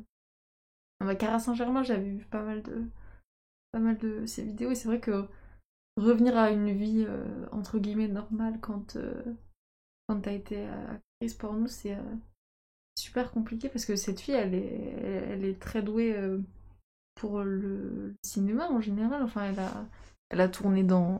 Elle a tourné dans des clips, elle a tourné dans des au-delà du porno. Et c'est super difficile après quand tu veux créer, parce qu'elle voulait créer, j'ai plus exactement, mais je crois qu'elle voulait créer, je sais pas, une sorte de court-métrage ou quelque chose comme ça. Et Ok. du coup, t'es plus pris au sérieux en fait. Enfin, t'as inévitablement des gens qui vont te dire retourne faire du porno et tout. Hmm. Et c'est sûr que c'est très compliqué pour ces femmes qui sont un peu connues parce que bah forcément, elles sont assimilées à leur profession, quoi. C'est sûr que c'est pas facile du tout. Hmm. Je sais pas si c'est plus facile pour les hommes ou pas, j'ai pas trop de témoignages. À part Manuel Ferrara, j'ai pas de nom qui me viennent en tête. Je sais que lui, ça se passe plutôt bien en vrai, sa reconversion. Mais je crois qu'il continue aussi à côté. Je dis peut-être une Je bêtise, mais sais pas du tout. il me semble. Lui, il est devenu streamer. C'est fou en vrai comment les acteurs porno ils se reconvertissent sur le milieu de YouTube et du streaming. Ça doit être l'aspect animation, peut-être se donner un Ouais. spectacle qui se réveille. Puis je pense que ça reste quand même. Ce qui est bien, c'est que ça reste quand même ouvert Enfin, personne va t'interdire de Ouais. streamer ou de faire des vidéos. Ouais, c'est vrai qu'il y a ça aussi. C'est Et je peut-être- pense que si t'arrives j'aime pas dire se refaire une image, mais au Mm. moins s'en créer une nouvelle, bah je pense que ça doit passer par Internet parce que sinon c'est trop dur, quoi. Ouais, Je bah c'est pense. Internet qui t'a créé ta première Voilà, image, c'est donc ça. il faut que ça crée la Mm. deuxième aussi, quoi. Je pense. Mm, mm. Pour revenir sur l'addiction, en gros, il y avait eu des comparaisons qui étaient faites. Qu'en gros, le cerveau d'un addict au porno, c'était quand il allait voir du porno, c'était très comparable au cerveau d'un héroïnomane qui s'injecte une dose. C'est là qu'on voit vraiment la puissance de l'addiction, même si il n'y a pas de dose qui est injectée. Mm. C'est badant aussi ça, de se rendre compte que l'addiction, même à un truc virtuel entre guillemets, comme je pense ça vaut d'autres trucs, hein, réseaux sociaux, jeux vidéo, tout ça, ça peut avoir des conséquences assez dramatiques sur le cerveau. Et puis sinon, pour rester sur les pratiques dans le porno, ouais, en général, j'ai l'impression que ça augmente quand même la tolérance au viol. C'est plus accepté parce que bah et je sais il y avait eu, j'avais entendu parler de ça, c'est méga badant ça pour le coup. C'est une animation en gros, de dessin animé presque pour enfants, tu vois, où c'est un perso qui se fait violer et qui dit vraiment non, non, non. Et à la fin, la meuf qui s'est fait violer dans l'animation, elle dit merci d'avoir continué, même quand je disais non, parce que j'ai pris du plaisir, tu vois. Donc vraiment, c'est en mode non, mais continuez, tu vois, c'est pour vous faire plaisir qu'elle dit non, quoi. Bah en fait, le problème c'est que enfin, le problème. La subtilité, c'est que il y a des gens qui trouvent leur plaisir dans la souffrance, ça existe. Mm. Voilà, c'est ça qui fonctionne. Je sais pas d'où ça vient, comment c'est possible, mais voilà, ça existe. Et du coup, t'as une sorte de relation de confiance qui est construite. Enfin, une relation qui a été mise à l'écran dans 50 News degrés, par exemple. Qui est... J'ai jamais vu. T'as jamais vu? Non, j'en ai beaucoup entendu parler, mais... C'est pas un film incroyable, mais ça parle d'une relation sadomasochiste, quoi, entre deux personnes. Ok. Et, euh, et donc, tu vois qu'il y a quand même certains stades de comment la souffrance peut être perçue positivement. Mais c'est vrai que c'est pas vrai pour tout le monde, en fait. Ouais. Et que si tu mets pas en place t'as une sorte de mise en place de tes limites, et c'est comme ça que moi je conçois dans la vraie vie, c'est que tu dois parler de tes limites et de ce que tu es prêt à tolérer et ce que tu peux pas, et que t'as le arrête de c'est bien continue et t'as le arrête vraiment non, et c'est ça qui est super compliqué, c'est que si tu connais pas assez bien la personne, tu peux te confondre parce que c'est tellement un moment de plaisir intense que des fois mais les mots ils ont plus le même sens, quoi. Ouais. Et je pense que c'est ça qui est compliqué, et vu comme je disais dans le porno, l'écoute du partenaire est tellement diminuée que tu te retrouves avec des situations pas possibles, quoi. Et je pense que oui, le viol c'est banalisé énormément, Mm. et que même en tant que meuf, c'est super compliqué de reconnaître que tu t'es fait violer à un moment dans ta vie, quoi. Ouais. Et parce que en fait, tu te dis que c'est de ta faute pendant super longtemps, tu dis bah oui, mais j'ai pas dit non, donc c'était de ma faute et tout ça, alors qu'il y a plein de choses qui font que la personne en face aurait dû comprendre que ça allait pas, tu vois.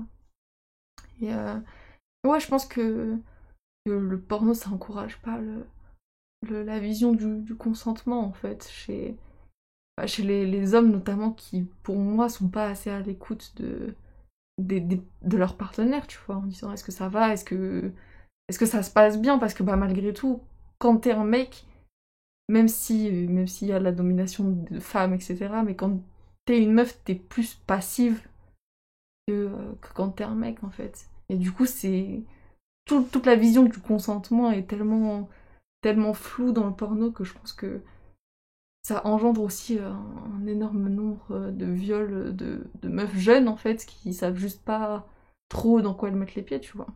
Mm.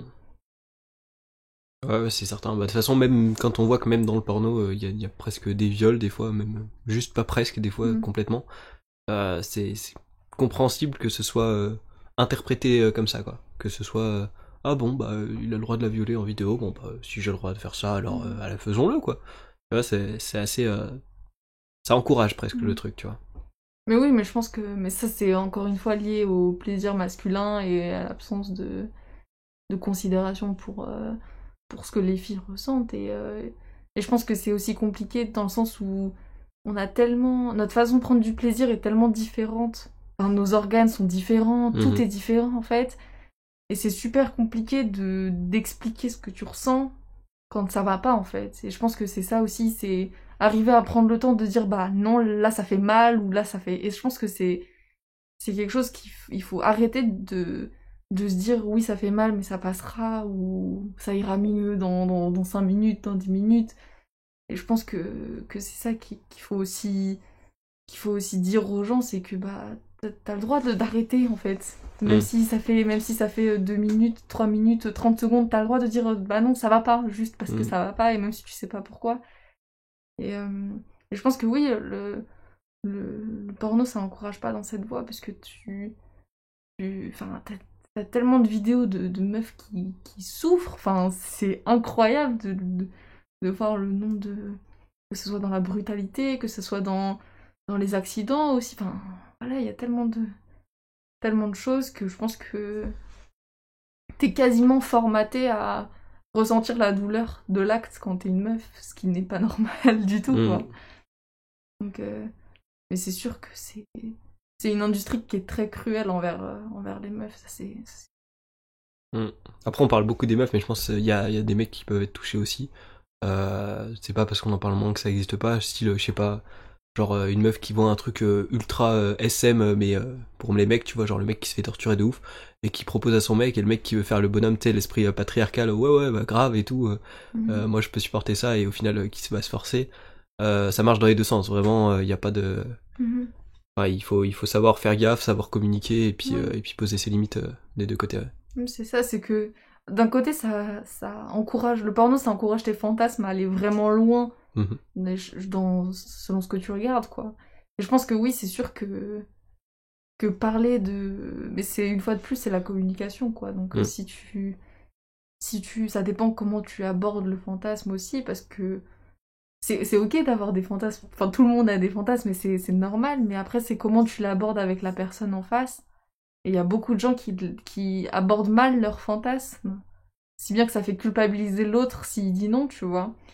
Et je pense que là aussi, il y a des erreurs de communication en disant oui, mais je lui ai demandé et elle a dit oui. Bah oui, mais si, ou enfin il ou elle, enfin peu importe, tu vois.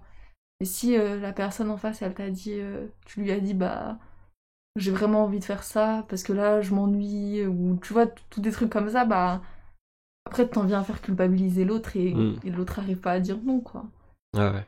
Et je pense que du coup, tu peux facilement faire passer ça pour de la communication alors que c'est de la fausse communication, c'est de la manipulation, Mhm. quoi. Donc, euh, donc oui, après, c'est sûr que tu peux facilement te laisser entraîner. Et c'est ça qui est compliqué quand tu tires la personne en face. Et c'est ça aussi qui est compliqué pour les acteurs et actrices qui sont tenus par un contrat, en fait. C'est que bah, t'as un enjeu derrière et du coup, bah, tu peux pas forcément dire ou faire ce que tu veux, quoi. Mhm. Mais je trouve que ça, globalement, l'aspect communication, responsabilité et tout ça, il y a des tentatives d'en parler, que ce soit, je sais pas, à l'école et tout ça. Moi, je sais que là, par exemple, cette année, enfin ce semestre, en anglais, le thème c'est sur les discriminations genrées. Mais je trouve que c'est quand même assez mal abordé en général. Ça fait un peu trop moralisateur que prévention, si tu veux. Genre vraiment, les gens, on leur dit, ouais, je sais pas, genre les hommes ils sont méchants, les femmes elles refusent trop des trucs ou des trucs comme ça, tu vois. Et ça fait vraiment très moralisateur, alors que moi je trouve que c'est plus intéressant d'essayer de comprendre le truc pour mieux adapter les comportements, tu vois. Mhm. Je sais pas ce que t'en penses, mais Ouais, ouais, je suis d'accord avec ça. Bah, de toute façon, dans tous les cas, il y a énormément de. Dans l'éducation en général, il y a beaucoup de choses qui sont dites sous un aspect moralisateur en général, quoi. hmm, Et c'est sûr que, en tout cas en France, on n'a pas encore trouvé la bonne manière d'aborder les choses. Mais je pense que ça reste quand même sur la bonne voie, dans tous les cas, puisque plus ça sera abordé et plus on trouvera les bonnes manières de le faire. Mais c'est sûr que il y a du chemin, que ce soit dans l'illégalité, que ce soit dans même la façon dont tel ou tel sexe est perçu, je pense qu'il y a encore énormément de chemin à faire. Moi qui bosse avec des enfants, je le vois, quoi. Toi, tu dois avoir peut-être avec tes frères aussi, mais il y a des choses qui sont en eux qui devraient pas l'être à leur âge, tu vois. Genre, moi, enfin, les parents ont tellement un rôle crucial que si je sais pas, ta mère, elle est un peu... Enfin, je sais pas, si sa construction familiale est un peu patriarcale bah, les enfants, ils vont évoluer dans cette construction, quoi. Et tu te retrouves avec des gamins de 6 ans qui vont te dire moi j'aurai un gros 4x4 et ma femme elle sera en train de faire la vaisselle, quoi. Ouais. Et j'exagère pas, hein, vraiment, c'est des petits qui m'ont dit ça, quoi. Donc tu vois que quand même, il y a certes l'éducation, mais il y a aussi... je pense que il faudrait une formation pour être parent, tu vois, en disant... faudrait que t'aies les bases pour éduquer tes enfants, et je vois ma mère, elle travaille avec des enfants aussi, et tout ça passe par les enfants enfin les parents qui interdisent à leurs garçons de jouer avec des poupées, enfin tout ça qui pour moi sont d'un autre temps, mais qui finalement restent encore maintenant, et je pense que c'est ça qui fait que après ça évolue en inégalité, parce que bah forcément on est déjà formaté quand on est petit, quoi. Bah après, je pense pas qu'il y a que genre, je sais pas, l'école ou les parents qui soient responsables. Il y a aussi tes potes, tu sais, ce qu'ils ont vu ou des trucs comme ça. Et pareil, bah du coup on en revient à cette image du porno ou des films ou des trucs comme ça. Globalement, dans un film, un mec qui a un 4x4 et sa femme elle est à la cuisine pendant que lui il va tuer des méchants, c'est classe, tu vois. Et c'est pas, enfin il y a aussi un peu de soft power, si tu veux, des influences qu'on peut avoir dans ce qu'on consomme, qui doit aussi être fait plus intelligemment. Ça, on y est exposé peut-être par les parents, mais aussi par les potes, par d'autres trucs, tu vois. Et c'est pour ça que c'est important, je pense, de pas encourager la production de certains trucs qui sont contraires de ouf à nos valeurs, quoi. Oui, c'est sûr.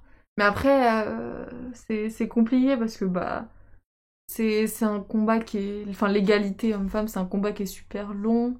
Et je pense qu'on a tendance aussi à s'égarer à certains endroits, où je pense par exemple à celles et ceux qui se battent pour l'écriture inclusive. Je sais pas si tu vois ce que c'est, sur le fait de... Ah ouais, sur arrêter le masculin l'emporte, arrêter... Ouais. et tout ça. Et je pense qu'il y a tellement de combats, et personne n'arrive à se focaliser sur une seule chose. Alors que pour moi, le vrai problème, c'est il y a des femmes qui se font tuer dans la rue parce que c'est des femmes, on tu est vois. d'accord, Et ok, pour moi, c'est ça et il y a des femmes qui sont payées si peu par rapport aux mecs. Je pense que la vraie inégalité, elle est là. Et après, peut-être qu'on peut se focaliser sur dire une auteure, une peintre, ouais, ok, tout on est ça, d'accord. mais je pense que voilà, on a tendance à s'égarer sur certaines choses. Même si l'égalité passe peut-être aussi par ça. Je pense qu'il y a aussi d'autres choses Ouais, il est plus important pour le sont moment, fortes, quoi. ouais. Et c'est comme... Enfin voilà, je pense qu'il y a tellement de combats d'inégalité en ce moment qui sont importants, mais faut pas... j'ai l'impression qu'on en oublie aussi Certaines bases. certaines bases. Je vois, il y a énormément de manifestations par rapport au mouvement LGBTQ+, etc., qui est très important, parce que, bah voilà, il y a des grosses inégalités par rapport à ça, mais il y a aussi des gens qui sont pauvres, et il y en a tellement qu'il y a aussi des inégalités dans ce sens-là, et je pense qu'il y a un vrai problème de centralisation de nos efforts, en fait, et que on est tellement en train de construire des communautés précises qu'on en oublie qu'il y a d'autres choses autour, quoi. D'ailleurs, bah du coup, t'as parlé de LGBT. J'en profite pour renvoyer du coup sur le podcast que j'ai fait avec Greg, qui lui est homosexuel et qui avait un avis assez singulier sur le sujet. D'ailleurs, lui, il estimait, et je suis assez d'accord là-dessus, que on avait parfois tendance à placer trop en position de victime certaines communautés et surévaluer, si tu veux, les inégalités. Alors ouais, certainement il y a des inégalités, et je suis le premier à penser que c'est pas juste, mais des fois l'accent est mis sur des trucs qui n'ont pas lieu d'être, comme tu disais par exemple pour l'écriture inclusive, il y a peut-être des combats qui sont un peu prioritaires pour l'instant, et c'est vrai que parfois on a peut-être tendance à mettre trop les gens en position de victime et leur trouver des excuses, tu vois, et bon, il faut savoir trouver un juste milieu, c'est compliqué, mais voilà. Ouais. Mais je pense que c'est sûr qu'il y a des inégalités, il y en a tellement que c'est impossible de les compter, mais c'est sûr que je pense qu'il y a des priorités à mettre sur notamment les plus extrêmes, des gens qui meurent, quoi, tout simplement, parce que il y a des gens qui meurent, il y a des gens qui se font tabasser dans la rue par rapport à leur couleur, leur orientation, et tout ça, c'est important, mais du coup, je pense que il y a besoin d'une hiérarchie dans les combats, et au-delà de dire oui, le prochain James Bond, ça sera une meuf. Ouais, j'ai entendu parler de ça. Enfin non, ça sera pas une meuf James Bond. Enfin non. Ouais, c'est ça. Après, on en arrive à des quotas qui sont presque ridicules de vouloir avoir ton agent secret qui va être une meuf ou qui va être noir ou autre. C'est ça. Je sais pas. Enfin, il faudrait que ce soit presque plus au mérite que à un genre, à une origine ou un truc comme ça, quoi. Ouais. Il y a tellement de combats, dans tous les cas, c'est très compliqué de se battre pour tout ce qui se tient à cœur, mais c'est sûr qu'il y a des choses à faire, mais on a tendance à trop s'éparpiller, je trouve, et à trop inventer des communautés, en gros, sur les femmes qui défendent les droits des femmes, et que les droits des femmes, et c'est le seul truc... Enfin voilà, quoi, c'est très... On a tendance à tellement basculer dans l'extrême facilement, je trouve. C'est que dès que tu décrédibilises une partie d'un combat qui te tient à cœur, tu finis par te faire insulter de l'inverse, en fait. Et c'est quelque chose que je vois parce que moi, je suis très... L'égalité homme-femme me tient énormément à cœur. Mais cependant, je soutiens pas tous les combats et j'en viens... des fois à me dire mais du coup est-ce que je suis une vraie féministe ou pas, et je pense que du coup tu te mets énormément la pression en te disant parce que tel ou tel truc j'approuve pas, est-ce que ça fait de moi quelqu'un qui bat vraiment contre cette inégalité ou pas. Et je trouve que c'est pas assez normalisé d'être modéré dans ces combats, et je pense que oui, je suis contre le fait qu'il y ait des femmes qui meurent à cause de leur mari, de leur conjoint, et je trouve ça scandaleux, et je suis contre le fait que les femmes soient décrédibilisées dans leur travail parce qu'elles sont des femmes, et ça me paraît être logique en fait, mais non, je suis pas pour basculer l'expression avoir des couilles en avoir des ovaires, enfin on s'en fiche, quoi. J'avais jamais entendu parler de ça. Ou dire voilà, il faut arrêter d'utiliser les expressions avoir une petite bite parce que toutes ces genres de choses qui pour moi sont très secondaires, voire pour moi c'est même presque plus culturel que discriminant, si tu veux. Et du coup je trouve que se battre pour ce genre de choses, ça en vient à perdre le sens premier que des femmes souffrent mais profondément, quoi. Et que au final, moi, je m'en fiche d'être dans un groupe avec des mecs et qu'on dise il au lieu de elle, alors qu'on est plus de... Enfin, je suis d'accord de ouf, ouais. Enfin, voilà, quoi. Mais après, je sais que pas tout le monde est d'accord là-dessus, et chacun a son point de vue sur ça, mais c'est vrai que le fait que les communautés soient très, très formées et très intransigeantes, je trouve qu'on perd du sens, en fait. Mais comme ce que disait Greg, enfin il y en a qui doivent être absolument pour toutes les manifestations, alors que peut-être lui est plus modéré là-dessus, et c'est Simon Peuch encore une fois qui a abordé ça dans sa vidéo vegan, féministe, etc. Petite vidéo de 3 minutes d'ailleurs, je vous la conseille, une petite pépite. En gros, il disait que dès que t'es pas à fond engagé dans ton truc, ou même juste si t'es un homme et que t'es pour la cause féministe, les féministes elles vont te dire oh mais tu connais pas ce qu'on a vécu et tout ça, donc t'as pas le droit d'être pour nous. C'est presque ridicule, quoi. Il faut être parfait pour pouvoir défendre une cause, ce qui est assez improbable, quoi. Oui, c'est ça. Mais c'est comme tout con, mais encore une fois le principe d'association, en fait, si tu parais pas être légitime pour ça, ça semble improbable que tu sois capable de défendre une cause. Et c'est triste, quoi, parce que il y a des gens qui font des trucs horribles mais qui ont des bonnes idées, tu vois, qui défendent des causes qui sont justes. Est-ce que pour autant la cause elle devient nulle parce qu'elle est défendue par quelqu'un qui est horrible? Je pense pas, tu vois. C'est comme l'exemple qui avait été donné pour ça, qui était, je crois, le biais d'association. C'est Staline, il a dit que 2 plus 2 égale 4. Mais pourtant, Staline, c'était quelqu'un d'horrible. Donc si tu dis que 2 plus 2 égale 4, est-ce que ça fait de toi quelqu'un d'horrible? Je pense pas, tu vois. Ouais. Mais surtout que l'extrême, ça en vient vite à décrédibiliser la cause en elle-même qui est juste, et c'est ça qui est dommage aussi, quoi. Ouais. On aura bien dérivé par rapport au porno à la base. Oui. Mais bon, ça reste une discussion clairement intéressante. Un petit truc que je m'étais noté, qui peut intéresser certains de mes sportifs qui peuvent m'écouter, éventuellement. Et je m'étais renseigné par rapport, ça va concerner plutôt les hommes, du coup, pour les sportifs, de l'impact du porno et surtout de la masturbation sur la testostérone. C'est un truc, en vrai, ça m'avait intéressé à une époque. Je crois que j'ai eu la flemme de chercher, mais ça m'a réintéressé récemment. Et en fait, quand tu fais un nofap de 7 jours ou plus, ta testostérone, elle augmente de 145%. Ce qui est énorme. Genre vraiment, c'est insane. Par contre, si ça dure plus de 12 semaines, là, t'as une baisse vraiment significative. Donc en gros, encore une fois, pas trop extrême, mais rester modéré. Et du coup, au niveau du porno, c'est à peu près pareil. En gros, ta testostérone, si tu utilises du porno, bah, elle va être bien plus basse que si c'était un rapport réel, ou même juste avec l'imagination en fait.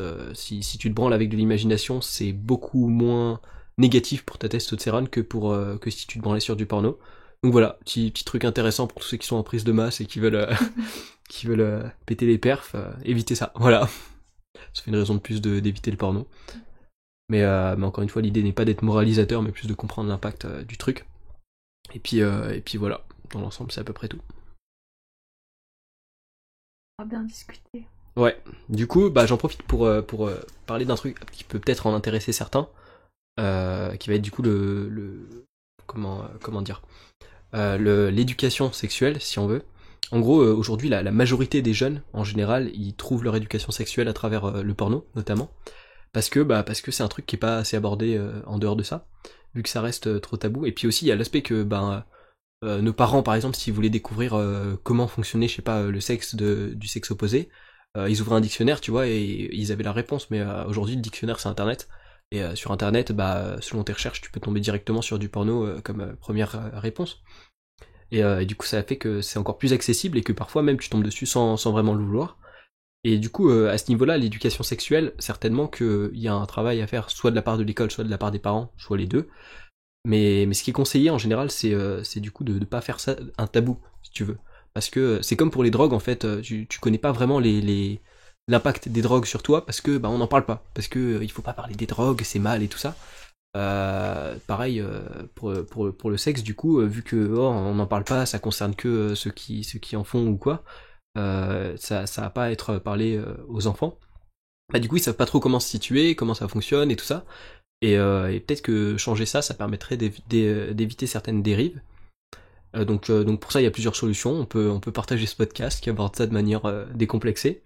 Ou sinon, la solution qui paraît intéressante, c'est de discuter de ça en voiture. En gros, ton gosse, il est pas obligé de te regarder dans les yeux, il peut juste t'écouter. Il peut pas s'échapper, enfin, à moins qu'il veuille faire son saut à 130 sur l'autoroute. Mais c'est compliqué pour lui.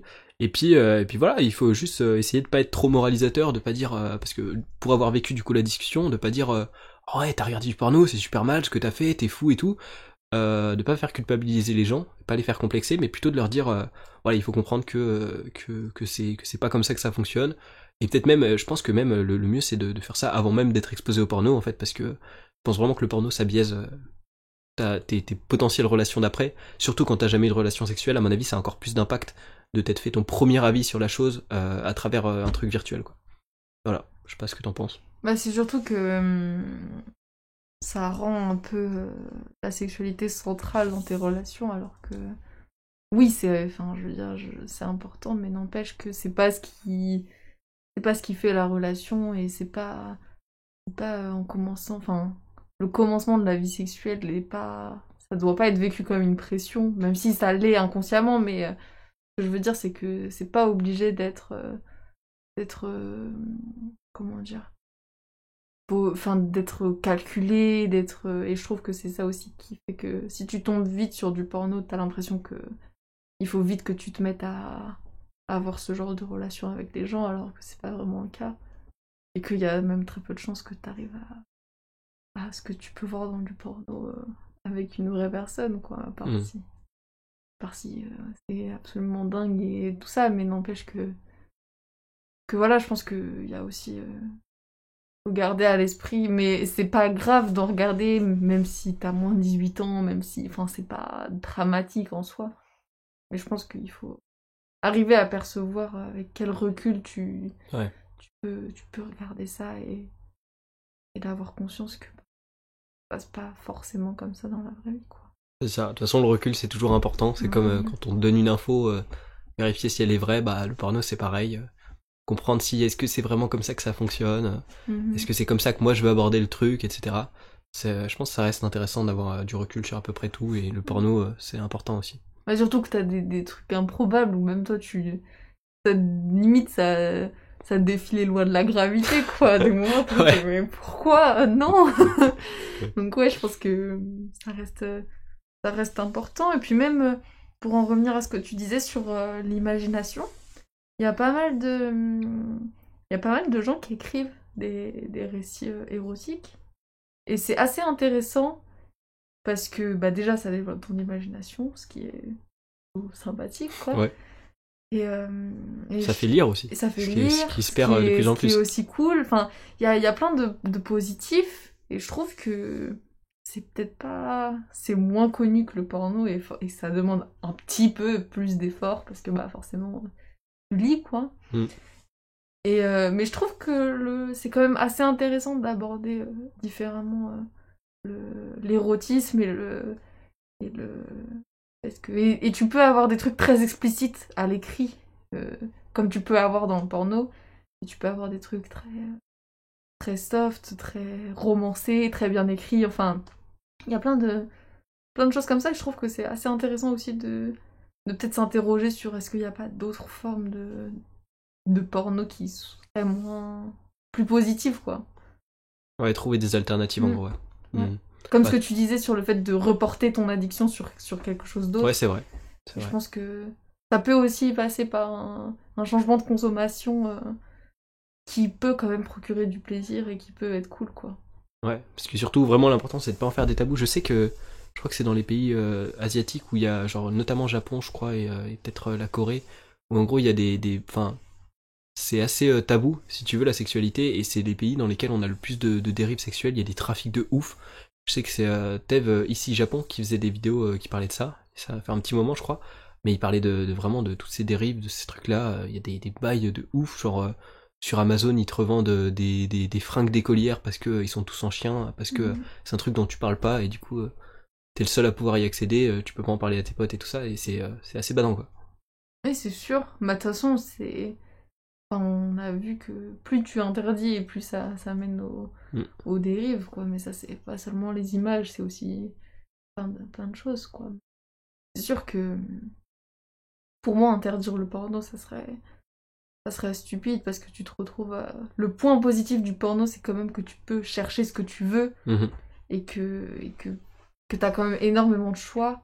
Et si ça s'interdit, ça veut dire que tu te retrouves avec très peu de choix et du coup à être confronté plus à des trucs qui peuvent ne pas te plaire ou te choquer ou ce genre de choses, quoi. Bah écoute, ma foi, on aura bien discuté. J'espère que ça en aura intéressé certains. Et puis voilà, écoute, je sais pas si je te dis à la prochaine fois, je sais pas si tu comptes repasser un jour. Avec plaisir. Ouais. Moi, ça me fait plaisir d'être là. Merci d'avoir pensé à moi, c'est gentil. Bah, merci d'être venu, merci d'avoir accepté. Et puis bah on se dit sûrement à une prochaine. Normalement les épisodes devraient reprendre sous peu, donc voilà. Et puis ciao, bonne journée tout le monde. Bye.